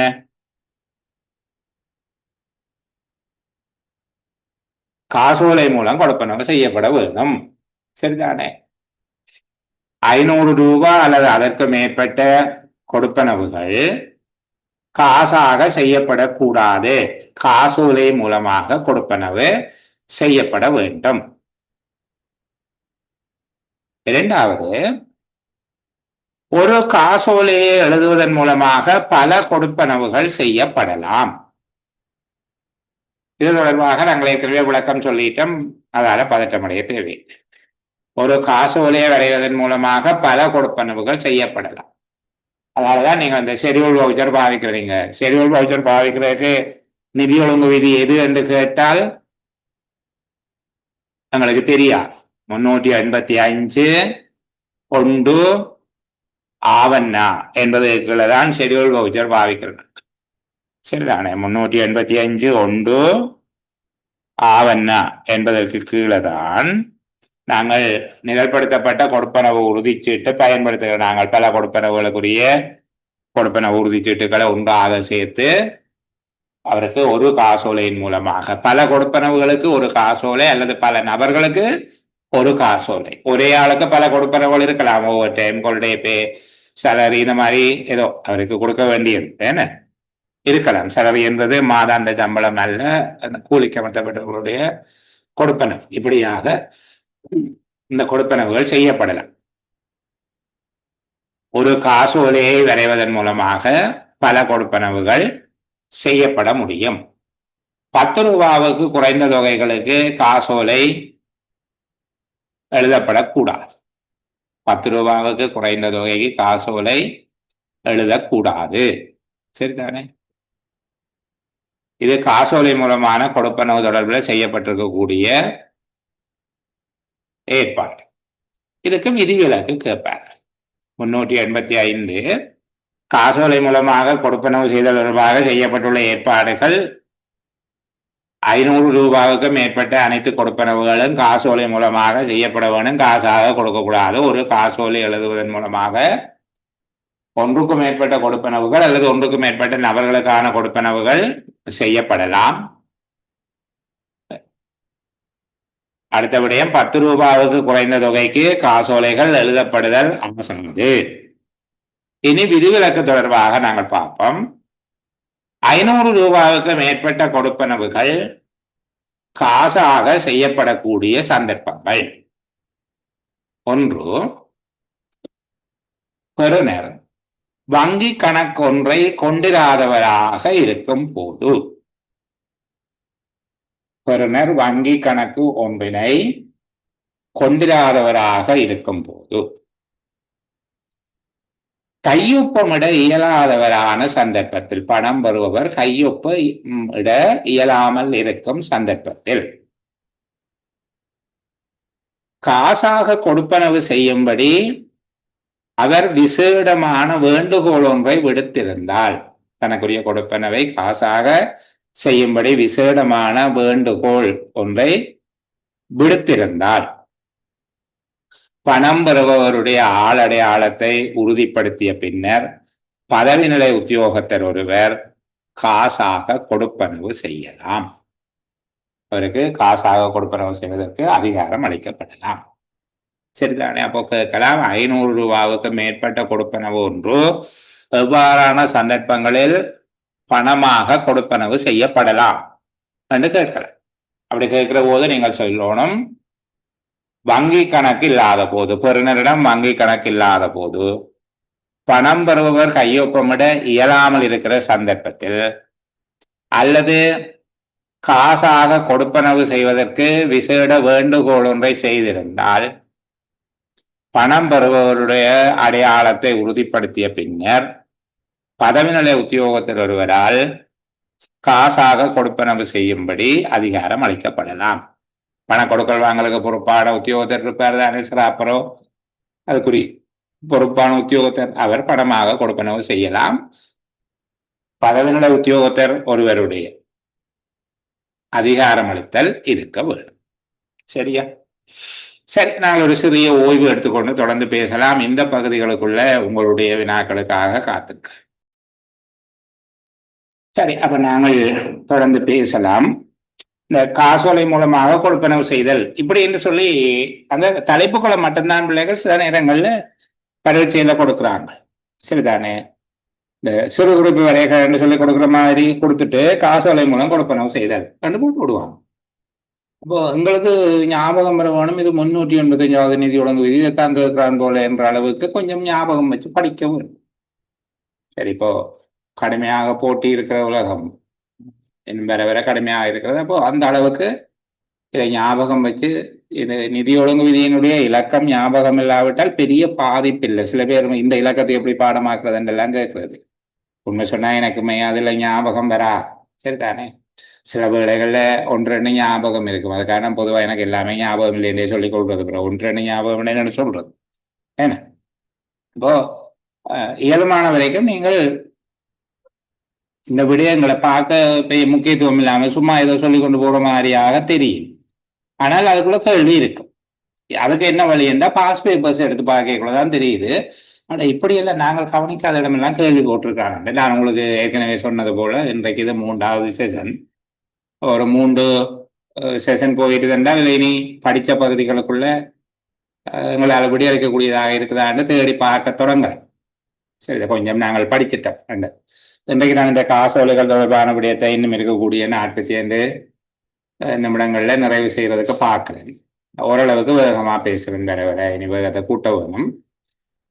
இந்த பகுதிகளை சொல்லிட்டு அது தொடர்பாக முழுமைப்படுத்தப்பட்ட ஒரு காணொலியும் உங்களுக்கு போடுகிறேன். வேண்டிய கதைக்கிற விஷயத்துக்கு மேலதிகமாக இன்னும் ஒரு ஃபார்மலா செய்த வீடியோஸும் உங்களுக்கு போட்டு விடுகிறேன். நம்ம கவனமா பார்த்துட்டு 6வது அத்தியாயம் தொடர்பில் வரப்பட்ட எல்லா கேள்விகளுக்கும் உங்களால் 6வது அத்தியாயம் தான் முழுக்க காசோலை பற்றியது. ஏனைய இடங்கள்ல கொஞ்சம் இருந்தாலும் 6வது அத்தியாயம் முழுக்க காசோலை தொடர்பாக. அதுல ஒரு பகுதி காசோலை தொடர்பாகவே முழுமையாக இருக்கு. அந்த பகுதியை பார்த்துட்டு அதுக்குள்ள உங்களால விட எழுதிடுமா. நான் படிப்பிச்சதை மட்டும்தான் படிக்கணும்னு சொல்லி அப்படி யோசிக்காதீங்க. அப்படி யோசிங்கன்னா கஷ்டம்.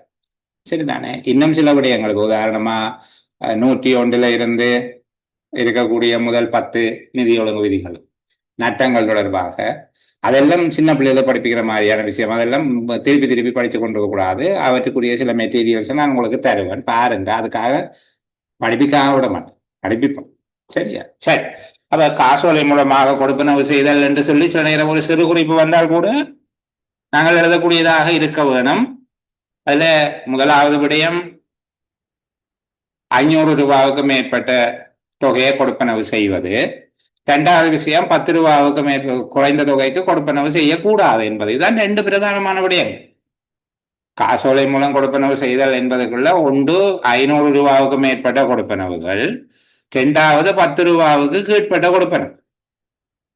அந்த 500 ரூபாவுக்கு மேற்பட்ட கொடுப்பனவுகளைத்தான் பிறகு ஆனா ஆவண்ணா, அப்புறம் ஆவண்ணாவில் 1, ஆவண்ணாவில் 2 என்பதாக சொல்லப்பட்டிருக்கு. 1ல் ஆனா இருக்கு, ஆவண்ணா இருக்கு. ஆவண்ணாவில் பிறகு ரோமன் லக்கத்தில் 1, ரோமன் லக்கத்தில் 2 என்பதாக அது வகைப்படுத்தி இருக்கணும் பாருங்க. ஆனா 500 ரூபாய்க்கு மேற்பட்ட கொடுப்பனவுகள் என்பதில் ஆனா, 1ல் ஆனா. சரிதானே? வங்கி கணக்கு இருக்கும் போது 500 ரூபாவுக்கு மேற்பட்ட கொடுப்பனவுகள் காசாக செய்யக்கூடாது. அதுக்கு விதிவிலக்கு சொல்லப்பட்டிருக்குது. வங்கி கணக்கு இல்ல, பணம் பெறுபவர், கையொப்பம் இயலாதவர் காசாக கொடுப்பனவு செய்வதற்கு விசேட வேண்டுதல் செய்திருக்கிறார். இந்த சந்தர்ப்பத்தில் பதவிநிலை உத்தியோகத்தர் ஒருவரால் அதிகாரம் அளிக்கப்பட்டு இந்த கொடுப்பனவு பணமாக செலுத்தலாம். ஆவன்னா காசோலை எழுதுவதன் மூலமாக பல கொடுப்பனவு செய்யலாம். ஒரு காசோலை எழுதி கொடுப்பனவு செய்யலாம். உதாரணத்துக்கு பணியாளர்களுடைய சம்பளங்கள், இதையும் கேட்கிறவங்க ஒரு காசோலை எழுதுவதன் மூலம் பல கொடுப்பனவுகள் செய்யப்படுவதற்கான 2 உதாரணங்கள் தாருங்கோ என்று கேட்கிறவங்க. சரிதானே? ஒரு காசோலை எழுதுவதன் மூலமாக பல கொடுப்பனவுகள் செய்யப்படுகிறது. ஒரு உதாரணம் சொல்லுங்க. ஒன்று பணியாளருடைய சம்பளங்கள் அல்லது ஓய்வூதியம். அலுவலர்களுடைய சம்பளம் அல்லது ஓய்வூதிய கொடுப்பனவு. கொடுப்பனவுகளின் மொத்த தொகைக்கான காசோலை எழுதப்படும். காசோலை காசாக்கப்பட்டு ஒவ்வொருவருக்கும் கொடுப்பனவு காசாக கொடுக்கப்படும். இது எங்க அலுவலகத்துல சில இடங்கள்ல நடக்கிறது. மொத்த தொகைக்கு காசோலை எழுதி அதை காசாக மாற்றி கொண்டு வந்து அதற்கென வேதன பதிவேடுகள் என்று சொல்லி வேதன பதிவேடு இருக்குது. இந்த பதிவேடுகள் தொடர்பாக நாங்கள் திரும்ப படிப்போம் இன்னொரு சந்தர்ப்பத்துல. 2 பதிவுகள் போட்டு வந்த GAN 20, GAM 83 என்று சொல்லி. சரிதானே? அது 2மே வெவ்வேறு விதமாக பொருள் ஓடல் எடுத்துக்கொண்டு நான் கேட்டது பேங்க்ல இருந்து கொண்டு வர செக் புக்கை பதிஞ்சு வைக்கிறது, அது அடிதல் சேர் புத்தக பதிவேடு. மற்றது காசோல காசு கட்டளை பதிவேடு, அது எங்களுக்கு கிடைக்கிற செக்கை பதிகிறது. நான் அது சம்பந்தமா இப்ப மேலதிகமா கதைக்கையில அந்த சந்தேகத்தை தெளிவுபடுத்துறதுக்காக சொல்லிட்டு போறேன். சரி, இப்ப இங்க ஒரு காசோலை எழுதுவதன் மூலம் பல கொடுப்பனவு செய்யப்படுகிறதுக்கு ஒரு உதாரணம் பணியாளருடைய வேதனம் அல்லது ஓய்வூதியத்துக்கு ஒரு காசோலை எழுதி அது பணமாக மாற்றப்பட்டு ஒவ்வொருவருக்கும் பணமாக கொடுப்பனவு செய்கிறது. 2வது, பலர் ஒரு வங்கியில கணக்கு வைத்திருக்கும் போது வங்கிக்கு அந்த மொத்த தொகைக்குரிய காசோலையை கொடுக்கிறது. வங்கியின் பேரில் காசோலை வரைகிறது. ரெண்டு வித்தியாசம் இருக்குது, கவனிங்க. சரிதானே? ஒன்று, நாங்கள் தான் கொடுப்பனவு செய்ய போகிறோம். பணியாளர்களுடைய வேதனங்கள் போன்றவை என்றால், இப்போ நாங்கள் சில கொடுப்பனவுகள் செய்கிற போது 36 வகுச்சரை பயன்படுத்துவோம். எல்லார்டையும் கையெழுத்து வாங்கி ட்ரைனிங் ப்ரோக்ராமுக்கு வந்தாக்களுக்கு அலவன்ஸ் கொடுப்போம். இந்த மாதிரியாக செய்கிற போது எல்லார்டையும் கையெழுத்து வாங்குவோம். ஒட்டுமொத்த தொகைக்கு காசோலை எழுதுவோம். அந்த காசோலையை கொடுத்து பணமாக மாற்றி எல்லாருக்கும் என்வலப்ல வச்சு போற போது காசை கொடுத்து விடுவோம். இதை ஞாபகம் வச்சிருங்க முதலாவது. சரியா? இந்த ட்ரைனிங் ப்ரோக்ராம் போய் படிக்கிறீர்கள், என்வலப்ல காசு வந்து விட்ட சந்தர்ப்பங்கள் எங்கேயாவது இருந்தால் அதை நினைச்சு கொள்ளுங்க. இப்ப இது முதலாவது விடயம். ஒரு காசோலையை எழுதுவதன் மூலம் பல கொடுப்பனவுகள் செய்யப்படுகிற 2 வகையான சந்தர்ப்பங்கள். ஒன்று, பணியாளருக்கு கொடுக்க வேண்டிய கொடுப்பனவுகள், வேதனங்கள், ஓய்வூதியம் போன்ற கொடுப்பனவுகளுக்கு சம்பந்தப்பட்ட கொடுப்பனவுகளின் மொத்த தொகைக்கு காசோலை எழுதப்பட்டு காசோலை காசாக மாற்றப்பட்டு ஒவ்வொருவருக்கும் கொடுப்பனவு காசாக வழங்கப்படுதல். இரண்டாவது, பலர் ஒரு வங்கியில் கணக்கு வைத்திருக்கும் போது அல்ல ஒரே வங்கியில் கணக்கு வைத்திருக்கும் போது பணம் பெறுபவர்களுக்கு கொடுப்பனவு செய்யப்படுகிற மொத்த தொகைக்கு வங்கிக்கு காசோலை எழுதி காசோலையின் பின்புறத்தில் அல்லது தனியாக இணைக்கப்பட்ட பட்டியலில் பணம் பெறுபவருடைய பெயர், வங்கி கணக்கு இலக்கம், அவர்களுக்குரிய கொடுப்பனவு தொகை ஆகியவை குறிப்பிடப்பட்டு அவற்றுக்கான மொத்த தொகைக்குரிய காசோலையை வங்கிக்கு வழங்குவது. வங்கியினால் அவரவர்களுடைய கணக்குக்கு உரிய தொகை வைப்பு செய்யப்படும். இது விளங்குதானே? 2 வகையான இவ்வளவு சேர்த்து ஒரு விடயம்தான். நான் இதை ஏன் 2-3 கட்டமாக சொல்லுகிறேன் இப்போ உங்களுக்கு விளங்கணும்னு நினைக்கிறேன். முதல் மேலோட்டமாக ஒரு சொல்லுகிறது, பிறகு அதுக்குள்ள சின்ன சின்ன கேள்விகள் இருக்கு. இப்போ காசோலை மூலம் கொடுப்பனவு செய்தல் என்று எளிமையாக கேட்டுவிட்டால் ஒரு சிறு குறிப்பிட்டால் அவங்களுக்கு இவ்வளவும் எழுத தெரியும். 500 ரூபாவுக்கு மேற்பட்ட கொடுப்பனவுகள் இது ஒன்று. அதுல ஆனா வங்கி கணக்கு இருக்கிற போது 500 ரூபாய்க்கு மேற்பட்ட கொடுப்பனவு காசாக செய்யக்கூடாது. அதுக்கு விதி விலக்கு இருக்குது, அதை செய்ய வேணும். அதுல ஆவன்னா ஒரு காசோலை மூலமாக ஒன்றுக்கு மேற்பட்ட கொடுப்பனவுகள் செய்தல். அதுலேயும் 1, 2 வகை இருக்குது. ஒன்று, மொத்த தொகைக்கு காசோலை எழுதி அதை காசாக மாற்றி ஒவ்வொருவருக்கும் காசாக கொடுப்பனவு செய்தல். இரண்டாவது, ஒரே வங்கியில் பல பேருடைய வங்கி கணக்கு இருக்கும் போது அவர்களுக்கு செலுத்த வேண்டிய தொகைகளின் கூட்டுத்தொகைக்கு காசோலை எழுதி ஒரே காசோலையாக கொடுப்பனவு செய்வது. இனி 2வது பெரிய விஷயம் என்ன? 10 ரூபாவுக்கு குறைந்த தொகைக்கு காசோலையாக கொடுப்பனவு செய்யக்கூடாது. சரியா? சரி, இனி 386வது இந்த நிதி ஒழுங்கு விதி. இது கிட்டத்தட்ட கைவிடப்பட்டது, ஆனாலும் நாங்கள் ஒன்றும் சொல்லலாம். இப்ப காசோலை கையால் எழுதுறையில அச்சிடப்பட்ட காசோலைகள் வழங்கப்படுகிறது. ஆனாலும் இதற்குள்ள வினாக்கள் அண்மை காலங்களையும் கேட்கப்பட்டிருக்கு. சரிதானே? இந்த விடயத்தை நாங்கள் கொஞ்சம் கவனம் எடுக்கணும். நாங்கள் பிரிண்ட் பண்றது என்றதை மனசுல வச்சிருந்தாலும் அதில் இந்த பண்புகள் இருக்குதா என்று பார்க்க வேண்டும். ஒன்று, காசோலை வழங்குபவரால சொற்களும் இலக்கங்களும்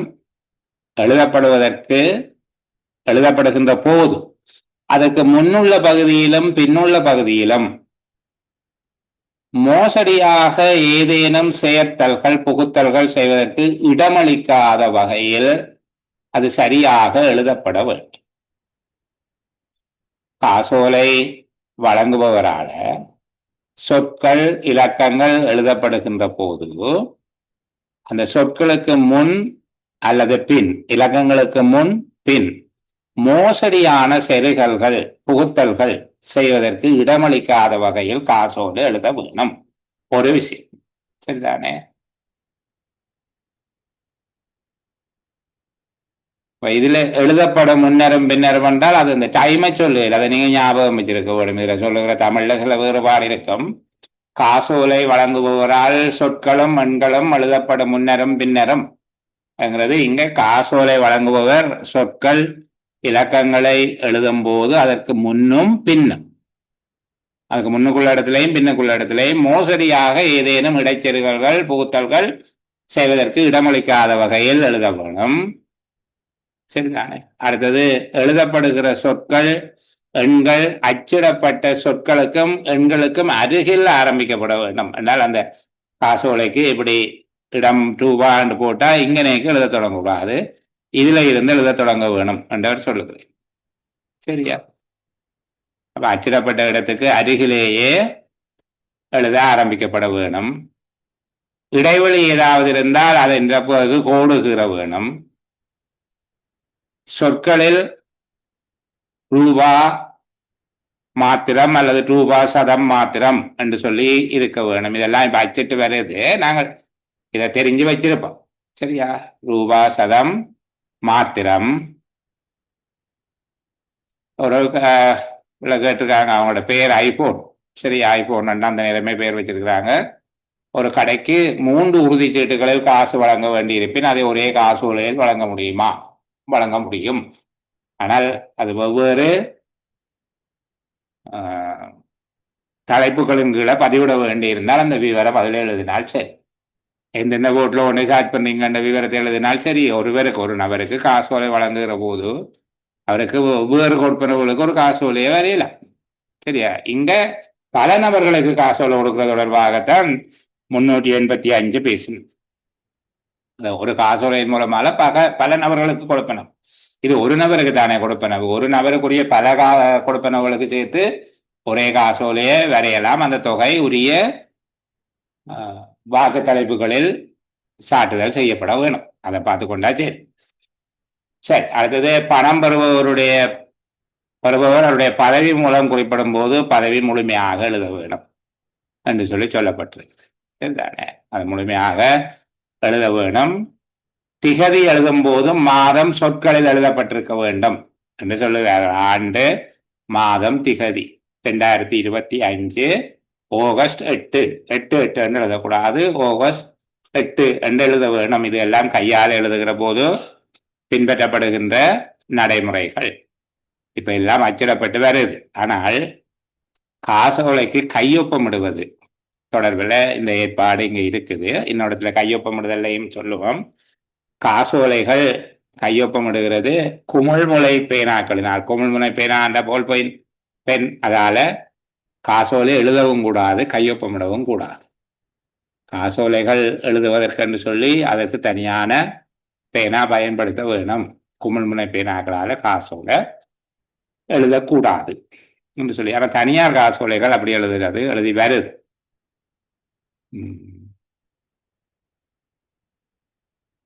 பணம் பெறுபவரின் கணக்குகளுக்கு கொடுப்பனவு செய்தல், இது நான் ஏற்கனவே உங்களுக்கு சொல்லி தந்தது.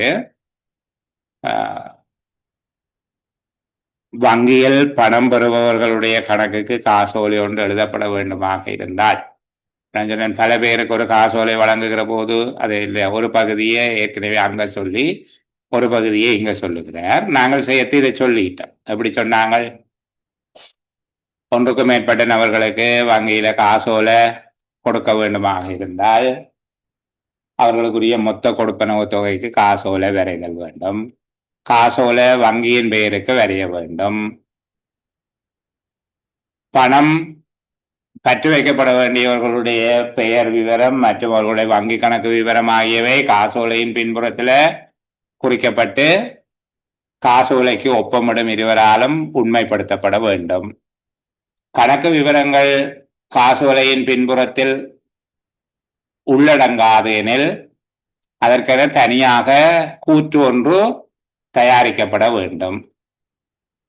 காசோலையின் இணைப்பாக அந்த கூற்று கருதப்படும்.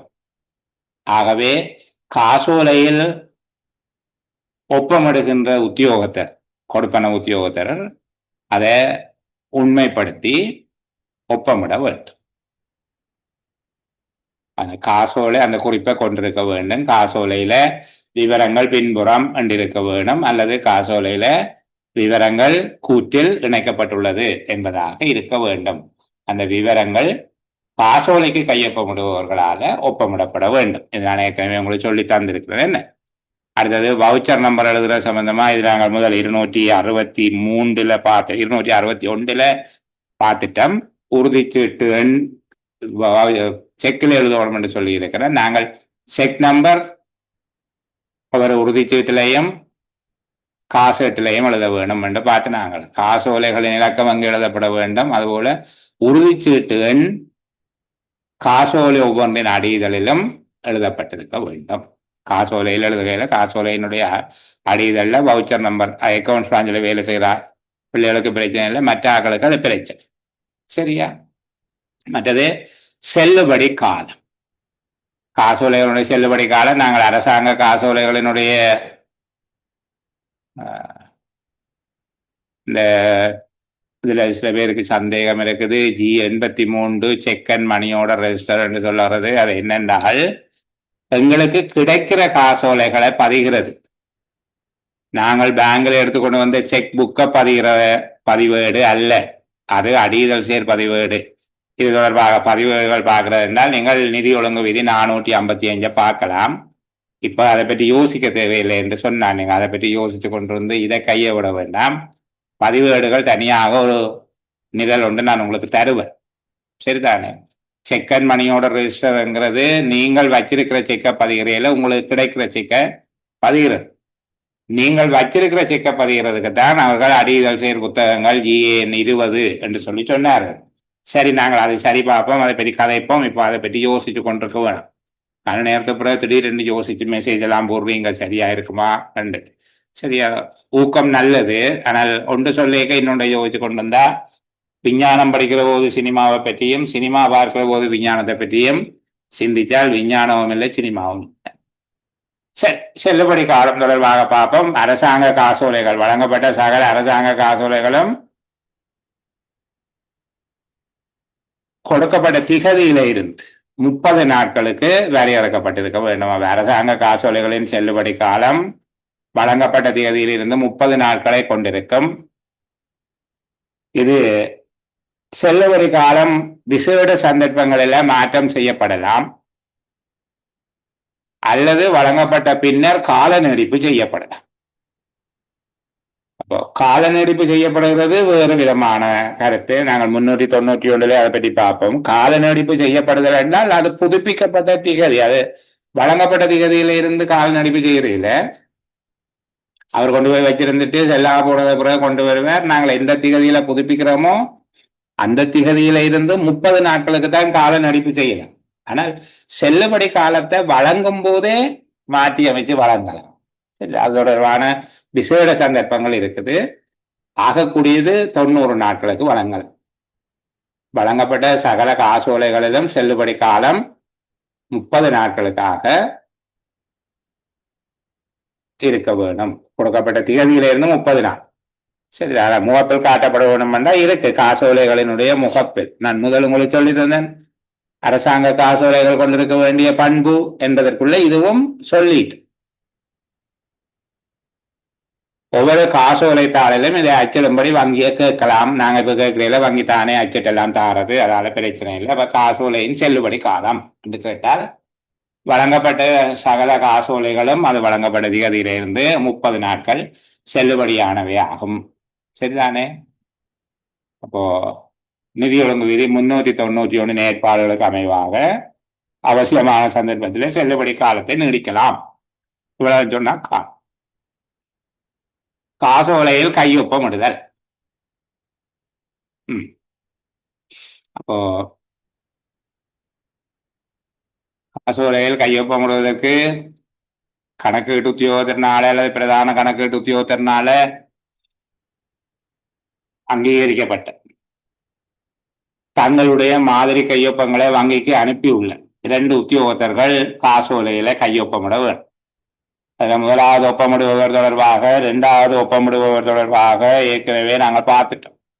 சரிதானே? 141 வச்சு காசோலைக்கு ஒப்பமிடுபவர்கள், முதலாவது ஒப்பமிடுபவர், 2வது ஒப்பமிடுபவர், அவர்களுக்குரிய பொறுப்பு திரும்ப திரும்ப சொல்லுகிறது, போய் திரும்ப திரும்ப படிக்கிறதுக்கா. காசோலைகள் எழுதுவதற்கென்று உபயோகிக்கப்படுகின்ற அழிக்க முடியாத விசேட மையினால் காசோலை கையொப்பமிடுவது விரும்பற்பாலது. அது மாதிரி அந்த காசோலை எழுதுறதுக்கான பெண்ணால சைன் பண்றது நல்லது என்று சொல்லியிருக்கு. அதை விட வேற மாதிரி பெண்ணாலையும் எழுதலாம். ஆனால் குண்டு முனை பேனாக்கள் காசோலையில் கையொப்பமிடுவதற்கு உபயோகிக்கப்படலாம். அந்த செக் எழுதின பேனையாலாம் எழுத வேண்டிய அதை விட வேற பேனையாலே நீங்க சைன் பண்ணலாம். ஆனால் கொமிழ்முனை பேனாக்கள் பயன்படுத்துதல் ஆகாது. சரி. கோடளித்த காசோலைகள் என்பது என்ன? குறுக்கு கோடளித்த காசோலைகள் அல்லது கோடளித்த காசோலைகள், இது தனியாக கேட்கிறோம். கோடளித்த காசோலை. அப்ப முதல்ல அரசாங்க காசோலைகள் அனைத்தும் கட்டளை காசோலைகளாகவும் குறுக்கு கோடப்பட்ட காசோலைகளாகவும் இருக்க வேண்டும் நாங்க பார்த்தது. அதாவது ரொக்கத்துக்கு வரைய முடியாது. இந்த செக்கை கொண்டே பேங்க்ல கொடுத்து காசு வாங்க கொண்டு கொடுக்கலாம். அரசாங்க காசோலை எதனையும் சாதாரணமாக ரொக்கத்துக்கு வரைய முடியாது. கேஷ் செக்ன்னு சொல்லுவோம், அப்படி எழுதிடலாம். அப்ப அரசாங்க காசோலைகள் அனைத்தும் கட்டளை காசோலைகளாக, அதாவது உத்தரவின் பேரில் கொடுக்கக்கூடியதாக குறுக்கு கோடிடப்பட்டும் இருக்க வேண்டும். அப்ப அரசாங்க காசோலைகள் குறுக்கு கோடிட்ட காசோலை, சாதாரண குறுக்கு கோடிடல் அங்கே இருக்கும். சாதாரண குறுக்கு கோடிடல் என்றால் கைமாற்றத்தகாதது என்று சொல்லி இருக்கும்.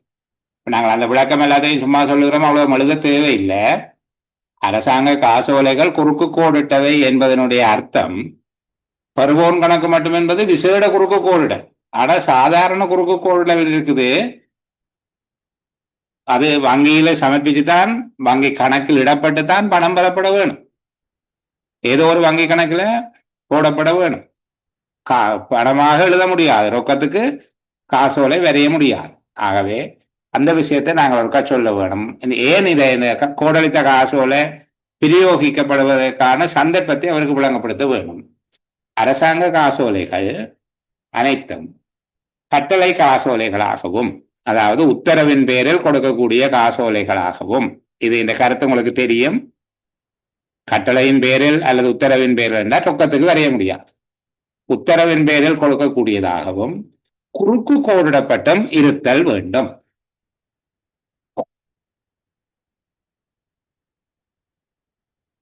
அரசாங்க காசோலை ஒன்றை கோடளித்த காசோலையாக வழங்குவதற்கு, அதாவது குறுக்கு கோடு அளிக்கப்பட்ட நீக்கப்பட்ட காசோலையாக வழங்குவதற்கு பதவி நிலை உத்தியோகத்தினால குறிப்பான அதிகாரம் அளிக்கப்படல் வேண்டும். பதவி நிலை உத்தியோகத்தர் அதற்கென்று அதிகாரத்தை கொடுக்க வேண்டும்.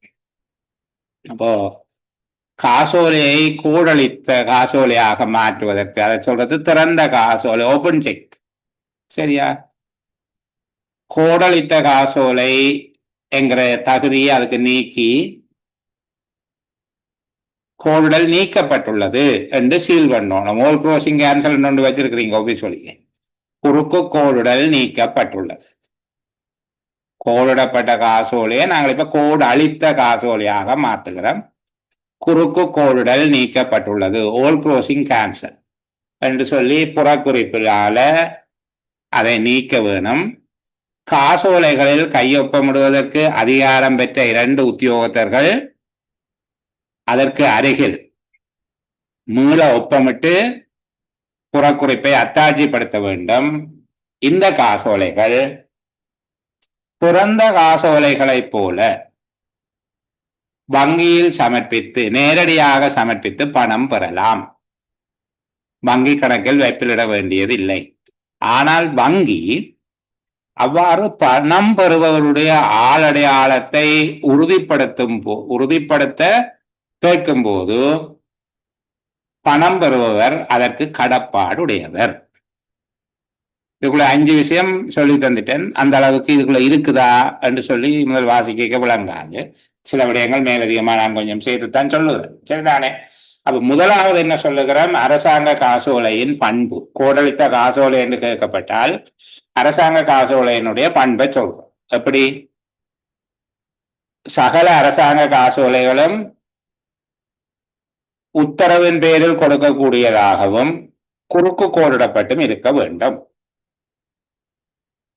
இந்த அர்த்தம் உங்களுக்கு தெரியும். யாராவது ஒருவருடைய பெயருக்கு தான் வரையப்படலாம், ரொக்கத்துக்கு வரையப்பட முடியாது. 2வது, வங்கி கணக்கொன்றில் வைப்பிலிடப்பட்டு தான் பணம் பெறப்படலாம், நேரடியாக பணமாக்க முடியாது. இதுதான் காசோலையின் பண்பு. 2வது, அரசு நிறுவனம் ஒன்றினால் திணைக்களம் ஒன்றினால் கோடளித்த காசோலை வழங்குவதாயின் பதவிநிலை உத்தியோகத்தருடைய குறிப்பான அதிகாரம் அவசியம்.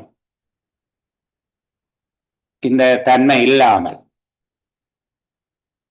உத்தரவின் பேரிலான காசோலை, குறுக்கு கோட்ட காசோலை என்கிற பண்பை நீக்கி ஒரு காசோலையை கொடுக்கிறதாக இருந்தால் கோடளித்த காசோலை வழங்குவதற்கு பதவிநிலை உத்தியோகத்தருடைய குறிப்பான அதிகாரம் அவசியம்.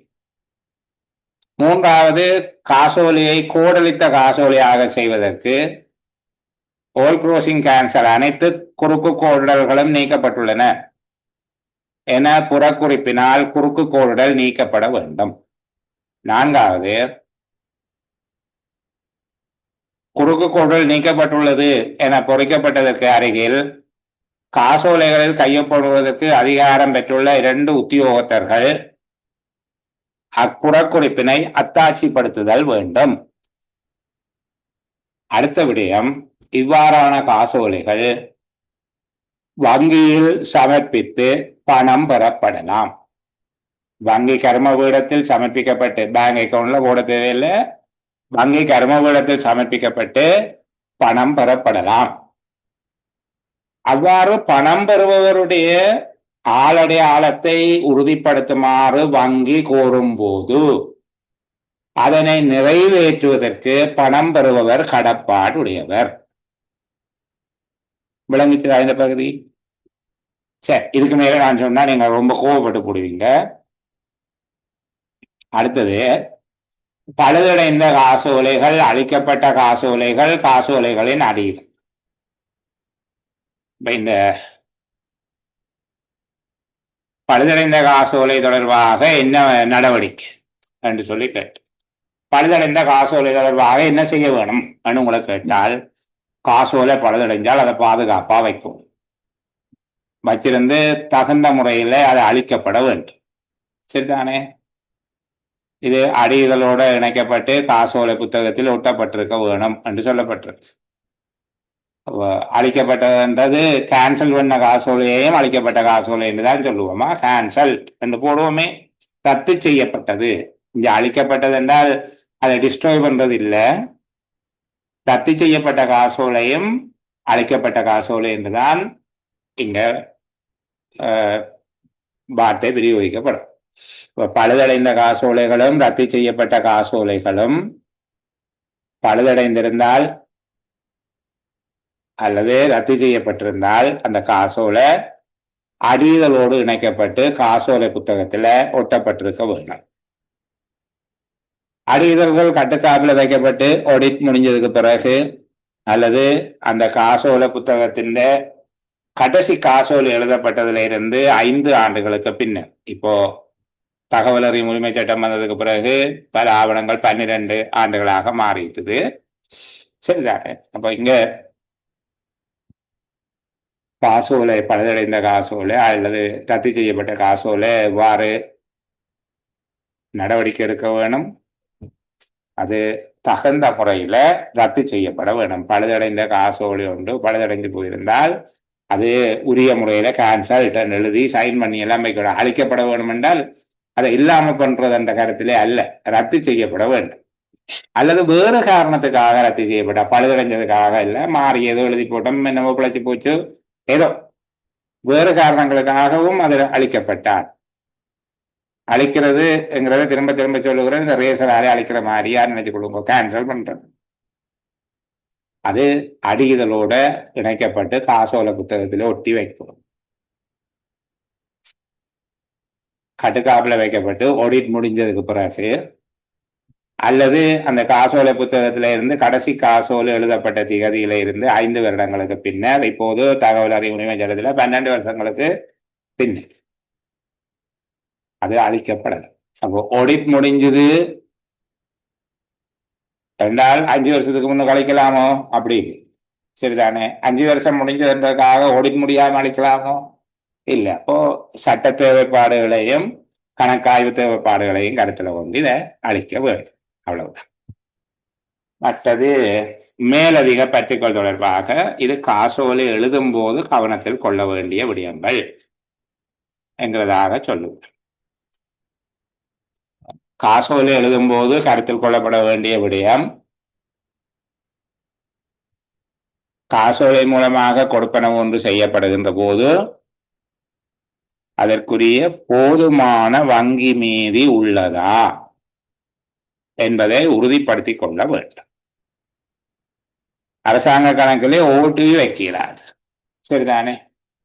ஓடி போடுகிறாது, ஓவர் டிராப்ட் இல்லை, மேலதிக பற்று இருத்தல் ஆகாது. அரசாங்க வங்கி கணக்கு எதிலும் தனியார் காசோலைகளுக்கு ஓடி அனுமதிக்கப்பட்டிருக்கு. அவர்களுக்கு ஒரு குறிப்பிட்ட காலத்துக்கு அவங்க அக்கௌண்ட்ல காசு இல்லாட்டிலும் செக்கை பேங்க் மாற்றி கொடுக்கும், அதை பிறகு அதைக்கு போடுவோம். ஆனால் அரசாங்க காசோலைகளுக்கு மேலதிக பற்று வசதி மறக்கப்பட்டிருக்கு, அப்படி இருக்கக்கூடாது.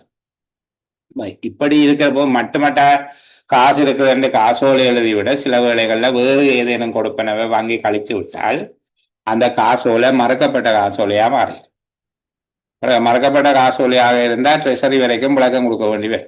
ஏன் காசோலை மறக்கப்பட்டதுன்னு சொல்லி அந்த நிறுவனம் ட்ரெஷரிக்கு கம்ப்ளைண்ட் பண்ண எங்களோட விளக்கத்தை எழுத்துல எல்லோரும் சரி. அப்போ எப்பவும் மேலதிக பற்று தடுக்கப்பட்டிருக்குதுன்றது சின்ன குறைப்பு தான். எங்கேயாவது ஒரு ஸ்டேட்மெண்ட் வரையக்குள்ள செக்கை பற்றி எல்லா விஷயத்தையும் நாங்கள் படிக்கிறோம், சின்ன பெருசென்று எல்லாம் பார்க்க காசோலை தொடர்பாக இருக்கக்கூடிய எல்லா விஷயத்தையும் கவனமா பார்த்து கொண்டு வரோம்.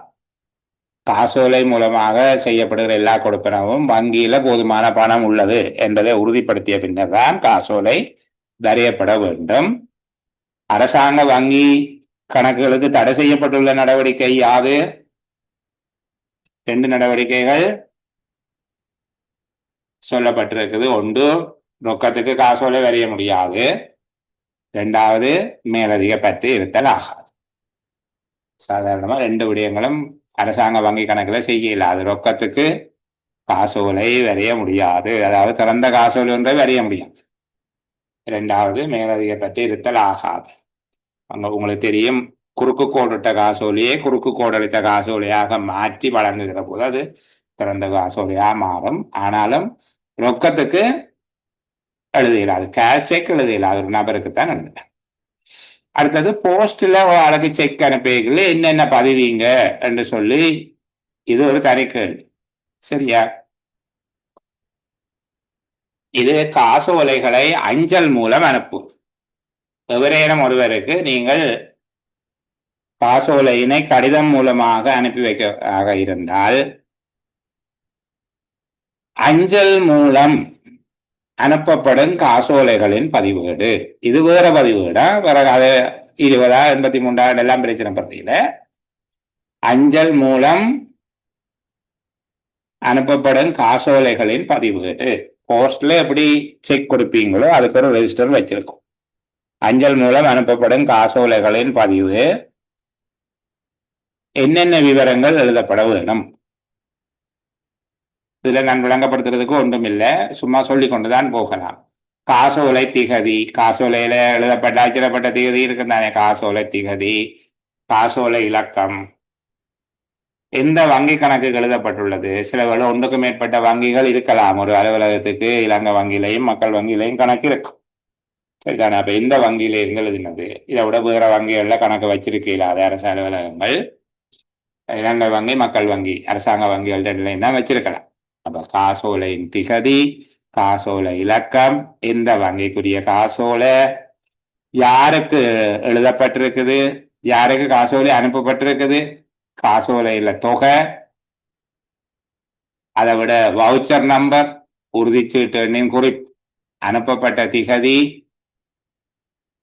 அவர் கொடுப்பனவு பெற்றுக் கொள்ளப்பட்டது என அறிவிக்கும் திகதி, தனக்கு கொடுப்பனவு கிடைச்சது என்று சொல்லி அறிவிக்கிறதுக்கு ஒரு திகதி உண்டு, அங்க குறித்து வைத்திருக்க வேணும். அது அவர்கிட்ட இருந்து கிடைச்ச உடனே சில வேளையில அந்த கடிதம் வைத்து அனுப்புவார்கள். இப்ப பல்கலைக்கழகத்துக்கு நான் பல்கலைக்கழகத்துக்கு போகிறேன், நான் யாழ்ப்பாண பல்கலைக்கழகத்துல ஒவ்வொரு ஆண்டும் குறிப்பிட்ட மனத்தியாலம் ஒரு வருகை நிலை விரிவுரையாளராக கூப்பிடுற பப்ளிக் அட்மினிஸ்ட்ரேஷனுக்கு.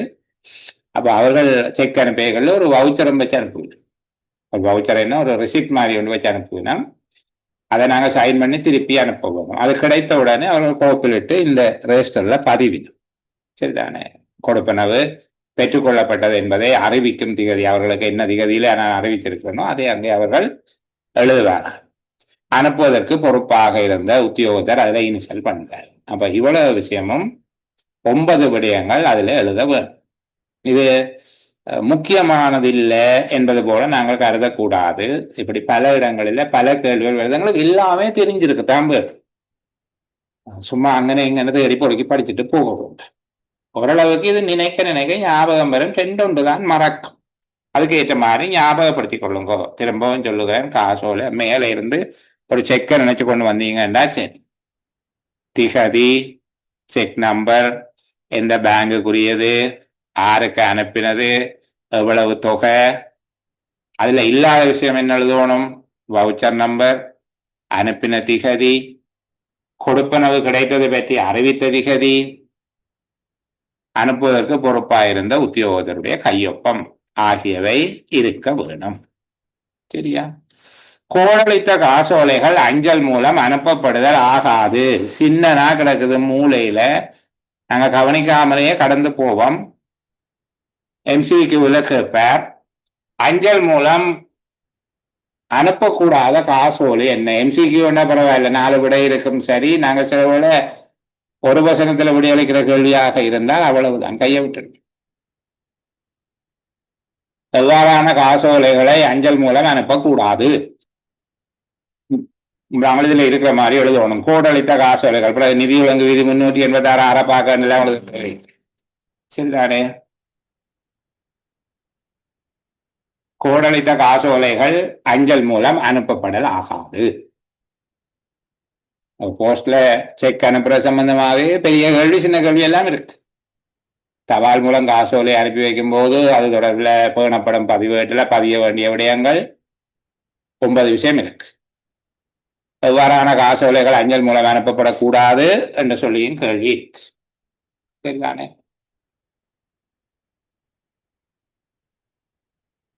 காசோலையை அஞ்சல் மூலம் அனுப்பும் போது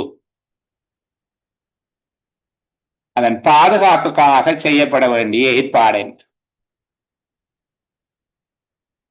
காசோலை காணாமல் போகாமல் முற்காப்பு செய்யும் ஒரு முறையாக குறுக்கு கோடிட்டு பதிவு அஞ்சலை அனுப்பலாம். குறுக்கு கோடிட்டு பதிவு அஞ்சலை அனுப்பலாம். பணம் பெறுபவருக்கு வங்கி கணக்கு இருக்கிறது என தெரிய வந்தால்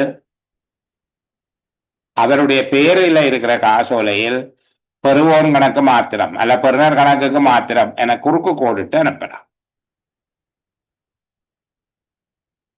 அரசு நிறுவனங்களுக்கு அனுப்பப்படுகின்ற எந்த காசோலையாக இருந்தாலும் பெறுநர் கணக்கு மாத்திரம் என கட்டாயம் குறுக்கு கோடிடப்பட வேண்டும். இது தனி ஒரு ஆளாக இருந்தால்தான், தனி நபராக இருந்தால்தான் அவருக்கு பேங்க் அக்கௌண்ட் இருக்கா இல்லையான்னு கேட்டுட்டு அந்த விஷயத்தை பார்த்துட்டு அனுப்ப வேணும். எந்த தொகையாக்கான காசோலையாக இருந்தாலும் அது குறுக்கு கோடிட்டு அனுப்புவது பாதுகாப்பானது. குறுக்கு கோடிட்டு அனுப்புகிறேன்னா அரசாங்க காசோலைகள்ல இது நன்மையிலதை உலகத்துக்காக சொல்லுகிறேன். ஒரு காசோலை யாருடைய வங்கி கணக்கில் சமர்ப்பித்து பணமாக்கப்பட்டுள்ளது என்பதை கண்டறிகிறது கடினமானதல்ல. சரிதானே? ஆனால் அது ஒரு நீண்ட செயற்பாடு, தேவையற்ற சிரமத்தை கொடுக்கும். நாங்கள் எந்த காசோலையாக இருந்தாலும் பெறுநர் கணக்கு என்று சொல்லி குறுக்கு கோடிட்டு அனுப்பின சிறப்பு குறுக்கு கோடுதல் மூலமாக அப்படி பயன்படுத்தினால் நல்லது. காசோலை அஞ்சலில் அனுப்பும் போது அதன் பாதுகாப்புக்காக மேற்கொள்ளக்கூடிய நடவடிக்கை என்ன என்று கேட்பார்களாக இருந்தால், எந்த தொகையான காசோலையாக இருந்தாலும் அது காணாமல் போவதற்கான முற்பாதுகாப்பாக குறுக்கு கோடிட்டு பதிவு அஞ்சலை அனுப்பலாம். பணம் பெறுபவருக்கு வங்கி கணக்கு இருப்பதை நிச்சயப்படுத்தி கொண்டு பெறுநர் கணக்குக்கு மாத்திரம் என குறுக்கு கோடிட்டு அனுப்பலாம். அரச திணைக்களங்கள் நிறுவனங்களுக்கு அனுப்பப்படுகிற எந்த காசோலையும் பெறுநர் கணக்குக்கு மாத்திரம் என குறுக்கு கோடிடப்பட வேண்டும்.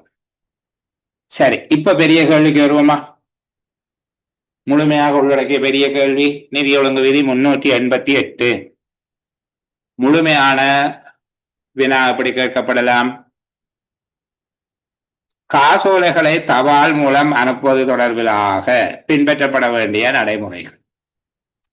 காசோலைகளை அஞ்சல் மூலம் அனுப்புதல் தொடர்பில் பின்பற்றப்பட வேண்டிய நடைமுறைகள். இப்ப 3ஐயும் சேர்த்து எழுத போறோம் பாருங்க. நாங்கள் சில வேளையில இப்படி ஒரு முழு கேள்வியை கேட்க எங்கள் அரைகுறை ஞாபகத்துல அல்ல அரைகுறை ஞானத்துல பதிவேட்டில் இருக்க வேண்டிய விஷயத்தை மட்டும் எழுதி போட்டு கடந்து போயிடுவோம்.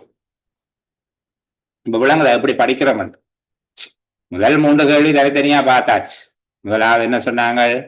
காசோலைகளை அஞ்சல் மூலம் அனுப்பும் போது அஞ்சல் மூலம் அனுப்பும் காசோலைகள் பதிவேட்டில் பதியப்பட வேண்டிய விடயம் என்ன? ஒரு கேள்வி. 2வது கேள்வி, எவ்வாறான காசோலைகளை அஞ்சல் மூலம் அனுப்பக்கூடாது? 3வது, அஞ்சல் மூலமாக காசோலை ஒன்றை அனுப்பும் போது அது காணாமல் போதல் அல்லது தொலைந்து போதல் என்ன அல்லது கையாளப்படுதல், காணாமல் போதல் கையாளப்படுதல் போன்றவற்றுக்கான முற்காப்பு நடவடிக்கையாக மேற்கொள்ள வேண்டிய நடவடிக்கை என்ன? அதுக்குரிய முற்காப்பு நடவடிக்கை என்ன என்ற 3 சின்ன சின்ன கேள்வி. அதுக்குள்ள 3 சின்ன கேள்வியில கணிசமான கேள்வி அல்ல, 2வது மிகச்சிறிய கேள்வி. இப்போ இந்த 3ஐயும் சேர்த்து எழுத வேண்டிய ஒரு கேள்வி, காசோலைகளை அஞ்சல் மூலம் அனுப்புவது தொடர்பான நடைமுறைகள். முதல்ல என்ன சொல்ல வேணும்? காசோலைகள் அஞ்சல் மூலம் அனுப்புவதற்கு திணைக்களத்தில் அதற்கென பதிவேடு ஒன்று பேணப்பட வேண்டும். அந்த பதிவேட்டில் 9 விடயங்கள் எழுதப்பட வேண்டும். இது முதலாவது விடயம். 2வது, கோடளித்த காசோலை எதனையும் தபால் மூலமாக அனுப்பக்கூடாது. 3வது விடயம், தபால் மூலம் அனுப்பும் காசோலை காணாமல் போவதை தடுப்பதற்கான முற்காப்பு நடவடிக்கையாக காசோலைக்குரியவரிடம் வங்கி கணக்கு இருப்பதை உறுதி செய்து கொண்டு பெறுவோன் கணக்கு மாத்திரமென குறுக்கு கோடிட்டு பதிவு தபால் மூலம் காசோலை அனுப்பலாம். அரசாங்க நிறுவனங்கள், திணைக்களங்கள், கூட்டுத்தாபனங்கள், சபைகள் எவையாயினும் அரச நிறுவனம் ஒன்றுக்கு வழங்கப்படுகிற காசோலை பெறுவோன் கணக்கு மாத்திரமென குறுக்கு கோடிடப்பட்டு பதிவஞ்சலில் அனுப்பப்படுதல் வேண்டும். இப்ப விளங்குதான் முழுமையாக இப்படி எழுதுறோம் என்று சொல்லி. காசோலைகளை அஞ்சல் மூலம் அனுப்புவது தொடர்பான ஏற்பாடு, சரிதானே? இதுல ஒரு விடயம் சொல்ல வேணும், ஒரு விமர்சனமும் ஒன்றும் இல்லை. என்னுடைய செயலமர்வு தொடர்பாக பலரால இல்ல ஓரிரு கொஞ்சம் வேலை இல்லாதக்களால முன்வைக்கப்படுகிற முக்கியமான விமர்சனம், அவர் புத்தகத்தை தான் வாசிப்பார் என்று சொல்ற. அவர் ஒன்றும் மேலதிகமான படிப்பு விட புத்தகத்தை தான் வாசிப்பார். நானும் உங்களுக்கு சொல்லக்கூடியது, புத்தகத்தை மட்டும்தான் நான் வாசிப்பேன். இதை விட மேலதிகமா தெரிந்தவர்கள் யாரும் இல்லை. ஏனென்றா புத்தகத்துலதான் எங்களுக்கு பரீட்சை. சரியா? கவனமா இருக்கணும். உங்களுக்கு நான் திருப்பி சொல்லக்கூடியது, புத்தகத்தை மாத்திரம்தான் வாசிங்கோ. சரியா? ஆனா புத்தகத்தை எப்படி வாசிக்கிறது என்று நானும் நீங்களும் சேர்ந்து பழகிறது தான் செயலமர்வின் முக்கியமான நோக்கம். சரியா?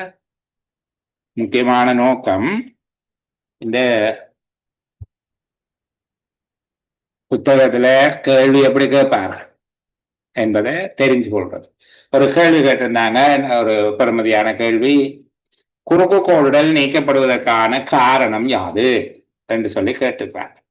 சரிதானே? இப்ப குறுக்கு கோடுதல் நீக்கப்படுவதற்கான காரணம், உதாரணத்தை சொல்லுகிறேன். நீங்கள் ஒரு பயிற்சி செயலமர்வு ஒன்று நடத்துறீங்க. பயிற்சி செயலமர்வுல கலந்து கொண்டவர்களுக்கு இப்போதெல்லாம் வளவாளர்கள் 3 மணி தியாலத்துக்கு மேல 4 மணி தியாலத்துக்கு மேல பிரிவுரை ஆற்ற மாட்டார்கள், களைச்சு விழுந்து போவார்கள் என்று சொல்லி ஒரு அபிப்பிராயம் இருக்குது. அப்ப 4 மணி தியாலம் ஒரு அரை நாள் செயலமர்வு நடக்குது. அந்த செயலமர்வுக்கு வந்து போகிறவர்களுக்கு பிரியாண செலவு கொடுத்து விட வேணும் என்று வச்சுக்கொள்வோமே. இந்த நேரத்துல அங்க இருக்கக்கூடிய நிறுவனத்தில் ஒரு பதவியுள்ள உத்தியோகத்தினுடைய பெயருக்கு காசோலை வரையப்பட்டு அது பணமாக மாற்றப்பட்டு, நாங்க முதல்ல பார்த்தோம், காசோலை பல கொடுப்பனவர்களுக்கு ஒரு காசோலை வரைதல் என்கிற அடிப்படையில அதுல முதலாவது வகை, பல பேருக்கு கொடுக்க வேண்டிய கொடுப்பனவுக்கு ஒரு காசோலையை வரைஞ்சாச்சுது. இப்ப கொண்டு போய் வங்கியிலே அவருடைய பேர்ல வாய்ப்பு செய்தால் அது பணமாக மாறி, இந்த இரவு பணமாக மாறி நாளைக்குத்தான் அவர் அலமூலப்படக்கூடியதாக இருக்கு. இப்படியான சந்தர்ப்பத்தில் என்ன செய்யறோம், நாங்கள் ஓல் க்ளோசிங் கேன்சல் அடிச்சு போட்டு நேரடியாக கொண்டு போய் அவர் தன்னுடைய அவருடைய பேருக்கு தான் காசோலை வரையப்பட்டிருக்கும், அவர் தன்னுடைய அடையாளத்தை உறுதிப்படுத்தி அவருடைய அடையாள அட்டை இலக்கம் விவரங்கள் காசோலையினுடைய பின்புறத்தில் குறிப்பார்கள். குறித்து கொண்டு அதை பணமாக கொடுப்பார்கள். அப்போ கொண்டு வந்து ட்ரைனிங் முடிகிற நேரமே நீங்க என்வலப்பில் போட்டு காசை கொடுத்து விடக்கூடியதாக இருக்கும். இப்படியான விசேட சந்தர்ப்பங்கள். சரிதானே? காசோலை உடனடியாக பணமாக்கப்பட்டு கொடுப்பனவு வழங்க வேண்டி இருக்கக்கூடிய விசேடமான சந்தர்ப்பங்கள்ல ஒரு சந்தர்ப்பம் உங்களுக்கு விளங்குது தானே? சரியா? இப்ப விளங்குதா? காசோலைகளை அஞ்சல் மூலம் அனுப்புதல் என்று கேட்டால் இனி படமோடு ஒன்று நினைச்சு பார்க்கணும். 388 FR என்று எழுதி வச்சுக்கொண்டு 3 விதமா யோசிச்சு பார்க்கணும். அட இது ஒன்றும் பெரிய வேலை இல்லப்பா. முதலாவது அனுப்புறதாக இருந்தா இதுக்கு ஒரு ரெஜிஸ்டர் வச்சிருக்கணும். ரெஜிஸ்டர்ல 9 விஷயம் எழுதணும். ரெண்டாவது க்ளோசிங் கேன்சல் பண்ண செக்க போஸ்ட்ல போடக்கூடாது. மூன்றாவது போஸ்ட்ல போடுறதுண்டா அக்கௌண்ட் பே உள்ளே அடிக்கணும். இப்படி சிம்பிளா சொல்லக்கூடாது. வடிவாதில் இருக்கிற மாதிரி எழுதணும். முழு புள்ளியும் அப்படியே தருவார்கள். சரியா? பாருங்க, நாங்கள் கொஞ்சம் ஊடகத்து படிச்சாலும் தூரம் தூரமா இந்த பகுதிகளை பார்க்கிறேன். சரிதானே? சரி, அடுத்தது 389 பெரிய அளவில் நெருக்கடிக்குரியதல்ல. ஒரு காசோலையை நேரடியாக கொடுப்பது தொடர்பாக 388 போஸ்டில் அனுப்புறது சம்பந்தமாக சொல்லப்பட்டிருக்குது. 389 நேரடியாக செக் கொடுக்கிறது. அதுக்கு வேற ரெஜிஸ்டர் வச்சிருக்கணும். சரிதானே? கொடுப்பனவுக்கு உரியவரை சரியாக அடையாளம் காணாமல் காசோலை கையளிக்கப்படக்கூடாது. அதனுடைய கருத்து, உரியவருக்கு தான் காசோலை கொடுக்கப்படுகிறதா என்றால் அவருடைய அடையாளத்தை வாங்கி பார்க்கலாம். இந்த மாதிரியாக அவரை உறுதிப்படுத்தி கொண்டுதான் கொடுக்க வேணும். பணம் பெறுபவரை சரியாக அடையாளம் கண்டுபிடிக்கப்படும் வரையிலும் காசோலை அவருக்கு கையளிக்கப்படல் ஆகாது. இந்த மொழிபெயர்ப்பை நீங்கள் புரிஞ்சு கொள்ளுங்க. பணம் பெறுபவருடைய ஆளடையாளத்தை உறுதிப்படுத்தப்படும் வரைக்கும் அவர்கிட்ட காசோலையை கொடுக்க கூடாது. சரிதானே? அவர் கோடளித்த காசோலையை கோருவாராக இருந்தால் அவருடைய அடையாளம் சரியாக உறுதி செய்யப்பட்ட பின்னர் பதவிநிலை உத்தியோகத்தர் ஒருவரால் மாத்திரம் கோடளித்த காசோலைகளை கையளிக்க அதிகாரம் அளிக்க. அப்ப இங்க சாதாரணமாக செக்க நேர கையில கொடுக்கறத பற்றி சொல்றோம். நேர செக் கொடுக்கறதாக இருந்தால் காசோலைக்கு உரிய நபர்தான் காசோலையை பெறுகிறார் என்பதை உறுதிப்படுத்தி கொண்டுதான் காசோலையை கொடுக்க வேணும். முதலாவது விடயம், பணம் பெறுபவர் சரியாக அடையாளம் கண்டுபிடிக்கப்படும் வரையிலும் காசோலையை அவருக்கு கையளிக்க கூடாது. இரண்டாவது, காசோலைக்குரியவருடைய அடையாளம் நிச்சயப்படுத்திய பின்னர் அவசியமான சந்தர்ப்பங்களில் மாத்திரம் பதவிநல உத்தியோகத்தர் ஒருவரால் கோடளித்த காசோலைகள் வழங்கப்படலாம். மூன்றாவது, காசோலைகள் தொடர்பான பதிவேட்டில் காசோலைகளை கையளிக்கும் பதிவேடு, இது தபால் மூலம் அனுப்பும் பதிவேடு அல்ல, கையளிக்கும் பதிவேடு. காசோலையினுடைய இலக்கம், தொகை, குறுக்கு கோடிடப்பட்டதா இல்லையா, எந்த வங்கியில் இருந்து வழங்கப்பட்டது, உறுதிச்சீட்டு இலக்கம், கையளிக்கப்பட்ட திகதி ஆகிய விவரங்கள் குறிக்கப்பட்டு காசோலை பெற்றுக்கொண்டதை அவருடைய ஒப்புக்கோடலை கையெழுத்தில் பெற வேணும் என்றால் பெறுபவருடைய ஒப்பம். அதான் சுருக்கம், பெறுபவருடைய ஒப்பம். இங்க பாருங்கோ, சில வேளையில கவனமா நீங்க படிச்சுட்டு போவீங்க. தபால் மூலமாக காசோலை ஒன்று அனுப்பப்படும் போது அனுப்பப்படும் காசோலை பதிவேட்டில் பதிய வேண்டிய விவரங்கள் என்று சொல்லி அந்த 9ஐயும் இதுக்கு எழுதி போடக்கூடாது. இது காசோலைகளை கையளித்த காசோலைகளை நேரில் கையளிக்கும் போது அந்த பதிவேடு ஒன்று இருக்குது. அந்த பதிவேட்டில் பதியப்பட வேண்டிய விடயங்கள், காசோலை இலக்கம், காசோலையின் தொகை, குறுக்கு கோடிடப்பட்டதா இல்லையா, எந்த வங்கியில் இருந்து வழங்கப்பட்டது, உறுதிச்சீட்டு இலக்கம், ஒப்படைக்கப்பட்ட திகதி, காசோலை கையளிக்கப்பட்ட திகதி, காசோலையை பெற்றுக்கொண்டதை ஒப்புக்கொண்டு அவரால் வழங்கப்பட்ட கையொப்பம் அல்லது எழுத்தில் பெறப்பட்ட ஒப்புக்கோடு. சரியா? இவ்வளவு விஷயங்களை, காசோலை இலக்கம், தொகை, குறுக்கு கோடிட்டதா இல்லையா, எந்த வங்கி, உறுதிச்சீட்டு இலக்கம், கையளிக்கப்பட்ட திகதி, கையொப்பம் என்கிற 7 விடயங்கள் அவர்கிட்ட இருந்து எடுக்கப்பட்டிருக்கு. அந்த 6 விவரங்கள் பதியப்பட்டு 7வது கையொப்பம் பெறப்பட்டிருக்கு. இந்த 388க்கும் 389க்கும் உள்ள வித்தியாசத்தை புரிஞ்சு கொள்ளுங்க. இது காசோலைகளை கையளிப்பது தொடர்பான ஏற்பாடுகள் என்று கேட்கப்பட்டால் இதுக்குள்ள 3 விஷயம் எழுத போறீங்க அல்லது 2 விஷயம் எழுத போறீங்க. ஒன்று, உரியவருடைய ஆளடையாளம் உறுதிப்படுத்தப்பட்ட பின்னர் தான் காசோலையை கொடுக்க வேணும். கோடளித்த காசோலை வழங்குவதாக இருந்தால் பதவிநிலை உத்தியோகத்தர் ஒருவர் தான் வழங்கலாம். நேரடியான காசோலைகளை கையளிப்பதற்காக பதிவேடு ஒன்று பேணப்பட்டு அதில் 7 விவரங்கள் பதியப்பட வேண்டும். இப்ப ஒரு படம் நிக்குதோ மனசுக்குள்ள, காசோலைகளை தபால் மூலமாக அனுப்புவது தொடர்பான ஏற்பாடுன்னு கேட்டா 3 பெரிய துண்டு, 2வது சின்ன துண்டாக இருந்தாலும் 3 துண்டு. காசோலைகளை கையளிப்பது தொடர்பாக, நேரடியாக காசோலைகளை கையளித்தல் தொடர்பாக கேட்கப்பட்டா 2 துண்டு. அதுல கொடுக்கிறது ரெஜிஸ்டர்ல இருக்கிறது 2 விஷயத்தையும் உள்ளடக்கியதாக எழுத வேணும். சரிதானே? இப்படி படிச்சு கொண்டு போனா இதுவும் ஒரு வாசிக்கிற புத்தகம்தான். இது பெரிய பிரச்சனைக்குரியது இல்லை. என்ன, நம்மை கொல்ல வந்த பிராணி என்பது போல எண்ணம் இல்லை, பசு சாதுவான பிராணி என்பது போல நிதி ஒழுங்கு விதிகள் புத்தகமும் சாதாரணமா வாசிக்கக்கூடிய புத்தகம் தான் என்கிற எண்ணம் பெறும். ஆசையா படியுங்கோ, கஷ்டப்பட்டு படிக்காதீங்கோ. சரியா? ஆசையா படியுங்கோ, மற்றவர்களும் முன்னுக்கு வரணும் என்று ஆசைப்படுங்கோ, நீங்கள் முன்னுக்கு வந்துடுவீர்கள். இயலுமான வரைக்கும் இதை எப்படி மகிழ்ச்சியாக படிக்கலாம் என்பதற்கான ஒரு முறையை வகுத்து கொள்ளுங்கோ. ஷோர்ட் நோட்ஸ் எடுங்கோ, சேர்ந்து படியுங்கோ. என்னமோ ஏதோ ஒரு மெதட், நான் திரும்ப திரும்ப இப்படித்தான் படிக்க வேணும் என்று சொல்லி விடிய பரபரப்பி படிக்கிறது, இரவில தலையில தண்ணி ஊதி கொண்டு படிக்கிறது, அதெல்லாம் உங்களோட விருப்பம். ஏதோ ஒரு மெதட்ல படியுங்க. நான் இன்றைக்கு நிறைவு செய்யலாம் என்று யோசித்திருந்தேன். இருந்தாலும் 390 தொடக்கம் 486 வரைக்கும் இன்னும் ஒரு 10 நிதி ஒழுங்கு விதிகள் இருக்கிறது. அடுத்த செஷன்ல அந்த 10 நிதி ஒழுங்கு விதிகள் தொடர்பாகவும் பேசிட்டு அடுத்த விடயத்துக்குள்ள போகலாம். மற்றது இந்த சேலமர்வு முடிந்த உடனுமே இதற்குரிய காணொளி நாளைக்கு பதிவிடப்படும். சேலமர்வு முடிஞ்ச உடனுமே நிதி ஒழுங்கு விதி அத்தியாயம் 6 தொடர்பான முழுமையான காணொளி தொகுப்பு உங்களுடைய குழுவில் பதிவிடுவேன். நீங்க அதை எடுத்துக்கொள்ளலாம். அடுத்து வருகிற நாட்கள்ல அதை பார்த்து முடிச்சிடுங்க. அடுத்த வெள்ளிக்கிழமை செஷனுக்கு முன்னுக்கு அதை முழுமைப்படுத்தி கொண்டு வாங்கோ. சரி, இந்த அளவில் நான் ஒளிப்பதிவை நிறைவு செய்கிறேன். விடைபெறுகிறவர்களுக்கு பாய் பாய், குட் நைட். இன்னும் அழகான பொழுது ஒன்றில் சந்திப்போம். ஏனையவர்களுக்காக 2 நிமிடங்கள் காத்திருக்கிறேன்.